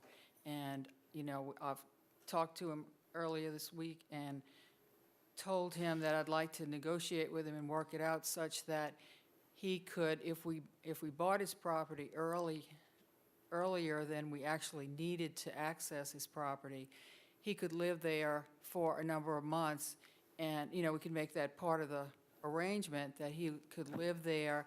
I asked him how long he might need. He said 2 months. I said, well, okay, we could put in the document that you could live there for 3 months. We would have to get liability insurance to make sure that, you know, the levy district is protected. But, you know, we could make some kind of arrangement that you could stay there and have the money to go and get your other home, you know, and still live there for a few months, and give him moving expenses. And, you know, I told him, get 3 estimates of moving expenses, and we'll work with you to try to make you whole. So, anyway, we're doing everything we can to try to eliminate any problems, you know. So, Thank you, Ms. Campbell. Okay. Appreciate you. All right. Councilman Carroll, your light is still on. Did you wish to, Councilman Stagney, did you wish to speak? Yes, ma'am. Thank you, Madam President. Mr. Roddick, Ms. Campbell, the only comparison I can make was off of 32nd Street when I first came in office. Mr. Gregory Clayton and another gentleman had done a land swap. They went and contracted all of the homes before coming to the city of Kenner and showed us purchase agreements so that they knew no one would be impacted by him buying up this whole area. Then we sold him the streets. In this same situation, the levy board could, if they wanted, and we spoke about this on the phone, they have expropriation power. Right. And what I would We don't not want to do that. We want him to be happy and be the willing seller and negotiate with him. We don't want to just say, okay, here's the fair market value of your house, see you later. You know, we want to work it out. And I forgot to say, I would like for the ordinance to be amended to say that the city won't sell us the street until we own the property on both sides of the street. Yeah, I mean, To add that to the ordinance. from my perspective, I would like to see, you know, the property bought up before we sell the street so that we That's know definitely there's gonna no be. public use That's what- needed any longer for the street. Let me just finish. Yeah. That's what happened before. It puts this gentleman in a very bad negotiating position if we don't do it that way. If everything else is bought up around him and the street is basically already the East Jefferson Levy Boards, he does not have a very strong negotiating position if, and when you said, oh, we could expropriate property, and we were talking about a little bit different issue, but you said we could do that. You never said can't- we would. No, I'm trying not to because I don't want to do that, because then I have to pay him something, you know, I believe, I could be wrong, but I think there's something specific that in the law says I have to pay him at least, you know, I don't know how that works. No, it doesn't. For the purpose of the levy district, and this is for the purpose of the levy district to help us do our job. And it doesn't say for a levy, but what I wanted to say was, if you put in the ordinance what you just said, we have to own the property before we buy the street, then, you know, we won't be buying the street and then telling them you got to leave. I want to work with them. When you say own the property, you mean the surrounding property, Well, or you we mean can, their we property? we already have an agreement with the airport to buy the property all the way around him. Okay. So, you're referring to his property. yeah, I'm referring to his property, correct. Okay. So we buy in from the airport, I think it's 1.9 acres in the area. So long as, Oh, no, I'm sorry, 19 acres in the area. so long as he owns the property, I don't see legally how we can say there's no public use for the street any longer, because that's his only access. So I would just What hope that y'all could work that out before it Yes. comes before all of us. Right. I would like to try to work it out in the next month, you know, or before the next council meeting. But it's all I'm asking is that the ordinance say that the only way that you'll sell the street is if we own the property on both sides of the street. We don't want it if we can't get his house and we can't get, we need to put the property together. Legislatively, I wouldn't want to make a misstep that would force this gentleman out through any expropriation process or anything like that. So I think you're right. The best thing to do is I if wanna you guys negotiate. could work it out. Right. Thank you, Madam President. Okay. Thank you both. Councilman Carroll.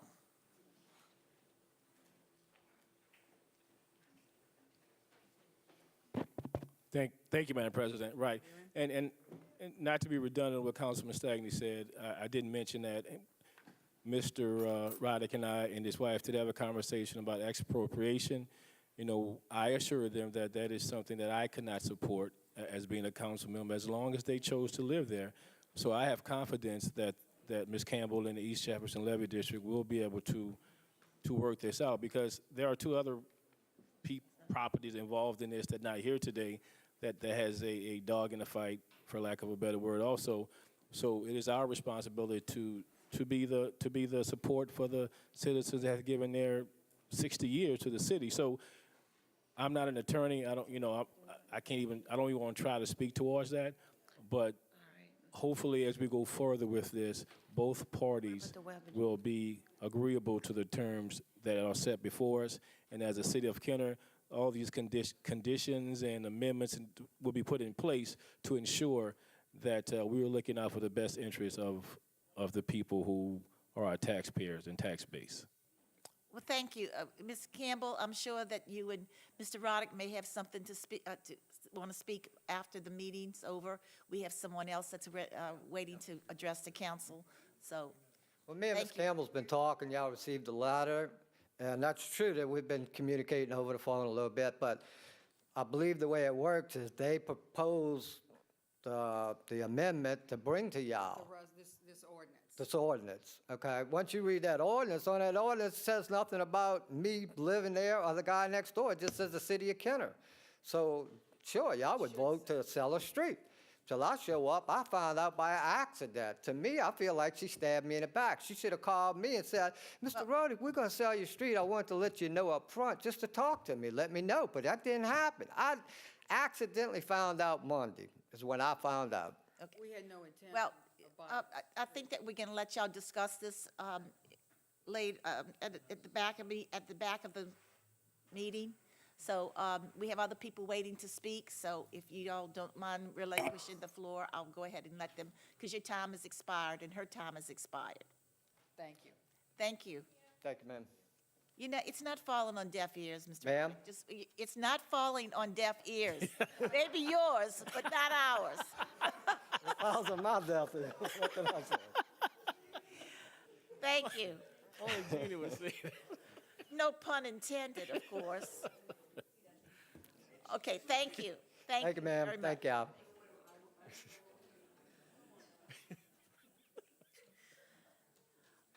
Mr. Al Morello. Now, so you will definitely hear him. Al Morella, 4260 East Loyola Drive, 5th District, 41 years.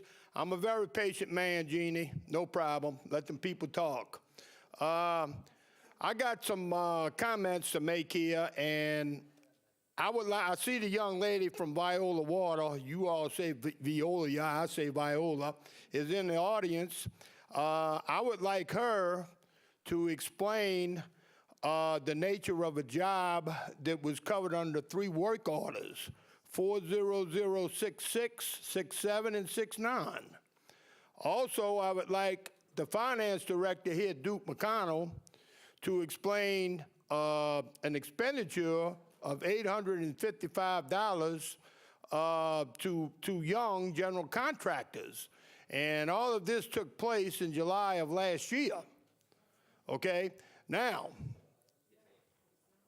when I get done talking, if they want to come up, that's fine. If they can't answer, then I'd like to get somebody in here that can answer. Now, 12A. 12A could have been a little bit more specific on that agenda. There was a lot of information that should have been in that item that was left out. As far as programs to help the needy people, I don't think the general public has any problem with programs to help the needy people.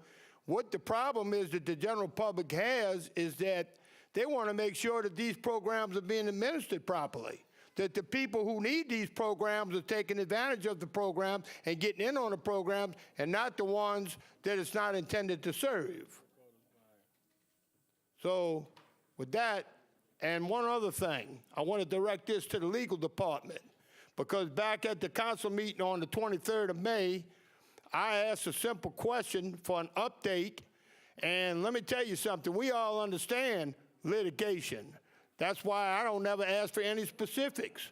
But too many legal departments in this area, in these governments, always say we can't comment on ongoing litigation. Well, all I want is, if we pursuing an issue that involves taxpayer money to be recovered, all I want to know is if we aggressively pursuing this. That's all. I'm not asking for any specifics. So whenever I ask a question from the legal department pertaining to something like this, that's a satisfactory answer. That's all I'm looking for. I'm not looking for somebody to hide behind, well, I can't comment on ongoing litigation. I'm not asking for that. Anybody got any comments, any questions? He said yes. Talk up, man. I can't hear you. You need me to loan you my vocal cords or what?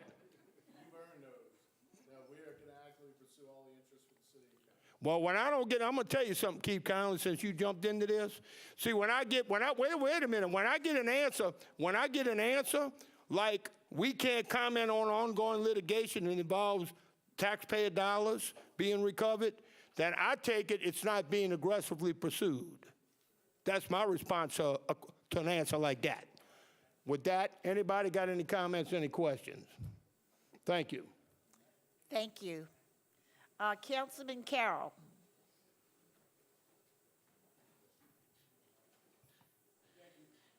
Thank you, Madam President. Mr. Al, he mentioned certain work orders and numbers and stuff like that. I'm not sure about the other council members. I have no clue to associate a number to a street or an address. So when you ask that question, we're kind of in the dark. And I'm not even sure if the Viola department can remember work orders based on a number. So to ask them on the spot about a number, it's kind of, you're not giving them a fair chance to be able to look into this tonight or maybe in the future. It may take longer. So for them to be able to recognize and to remember every work order, every number, that is fantastic if they can do that. I doubt if they can do that. So to ask for specifics about that would be kind of tough for Ms. Joanne or Mr. Gonzalez to do that. So we understand what you're saying. Mr. Connolly, he addressed your concern, but I don't think it would be fair to ask someone to remember verbatim numbers and streets without researching it and trying to find out. Thank you, sir. Thank you, Madam President. Councilman Stagny, you had your light on. Was it pertaining? Yes, ma'am. Actually, Councilman Carroll hit on it just briefly. Mr. Morello brought up some specifics. I don't think any of us know work orders that you're speaking of, and Veolia may not know, or Viola, as you say, but bring some specifics and maybe they can answer it that way.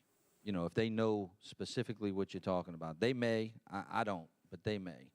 But that way they would have an idea of what you're speaking about so that they could answer your questions. Thank you, Madam President. Thank you. Stacy, I noticed you didn't sign up. Ms. Alexander, did you wish to speak? You have 3 minutes. Name and address, please. Thank you, Ms. Black. Stacy Alessandro, 3309 Chateau Boulevard. Earlier at this meeting, I came up here and spoke, and I just want to, and that wasn't the reason I was at this meeting tonight. It just so happened to be something I saw. But I would like to take a moment of my 3 minutes just to clarify my earlier comments, because I don't want to be misunderstood. I don't want any of my Hispanic friends, employees, customers, their children that I teach, whom I dearly love, to be offended. I help all of my customers as much as I possibly can, and in the past, I have even referred some of them to the Hispanic Resource Center. If it is there and we are paying for it, then it needs to be used and the citizens are entitled to its services. But just to be clear, what I am opposed to is using Kenner tax dollars to pay for any duplication of services already offered to the residents of Kenner, and I would much prefer that we have a City of Kenner Resource Center. Now, having said that, the reason that I actually came here was because as a member of the Mayor's Code Enforcement Committee, I was stunned to hear that a portion of our code enforcement funds were transferred from code enforcement to pay for recycling. I cannot believe that this money is not being kept in code enforcement. Almost every person on this council tonight had something to say about how much more code enforcement the City of Kenner needs. At several of our committee meetings, I and other members have asked why we were not demolishing more blighted housing, some of which are half falling in. The answer we have always been given at the Kenner Code Enforcement meeting is that there just isn't enough money in the code enforcement budget. I've talked to other committee members today, and they have all heard the very same thing that I'm telling you right now. In fact, at one of our recent meetings, many of you attended, and you guys pledged to help us find more money for code enforcement. So therefore, I am stunned that any money was taken out of code enforcement, the code enforcement budget, and moved to any other department. The Code Enforcement Committee is apparently being told something, and we're hearing something different here in the public meeting. So, thank you. Thank you, Stacy. Councilman Stagney. Thank you, Madam President. The two line items that money was taken from the Code Enforcement Department, one was for grass cutting, of which the projected final budget of this year was much less than the projected final budget of next year. And the contracts have even been lessened. They're using it less and less because some properties are getting cleaned up. So they weren't going to come anywhere near that. The majority of that money, the majority of the, what was it, 40,000, came from the grass cutting portion of the code enforcement. Now, so far as demolition, a much smaller amount came from demolition, but as you know from being on the committee, that being more aggressive has caused many of these blighted property owners to run and knock down their own buildings and structures because Kenner is being that aggressive on it. As I recall, it was a very minimal reduction in the demolition, and it was a major reduction in grass cutting because it just wasn't needed. And we showed that based on the projected final budget of this year. And there were other areas of the budget that we could have looked at. You know, we did that because we felt like a portion of some employees' salaries were cut in half for whatever reason, political headlines or whatever, but it wasn't justified since less than a year ago we were asked to approve those allowances based on the job that they do, the performances, the use of their vehicles, and use of data plans. So we felt like, you know, less than a year later that did not change. The recycling program was popular, but there were other areas within the budget that we could find money where the budget line item was over budgeted based on the projected final budget of this year. So that's where the money came from. It did not take anything away from, and Ms. Shaw, you're down there, you're the director. I think the numbers weren't exactly the way I wanted them, but I think you were comfortable that your department could function at an optimal level with the money that you had. Thank you, Madam President. Councilman Carroll, you have the floor. Thank you, Madam President. And Ms. Stacy, thanks again for your comments, and we appreciate that. And any cuts to anything obviously mean you're going to get less of something.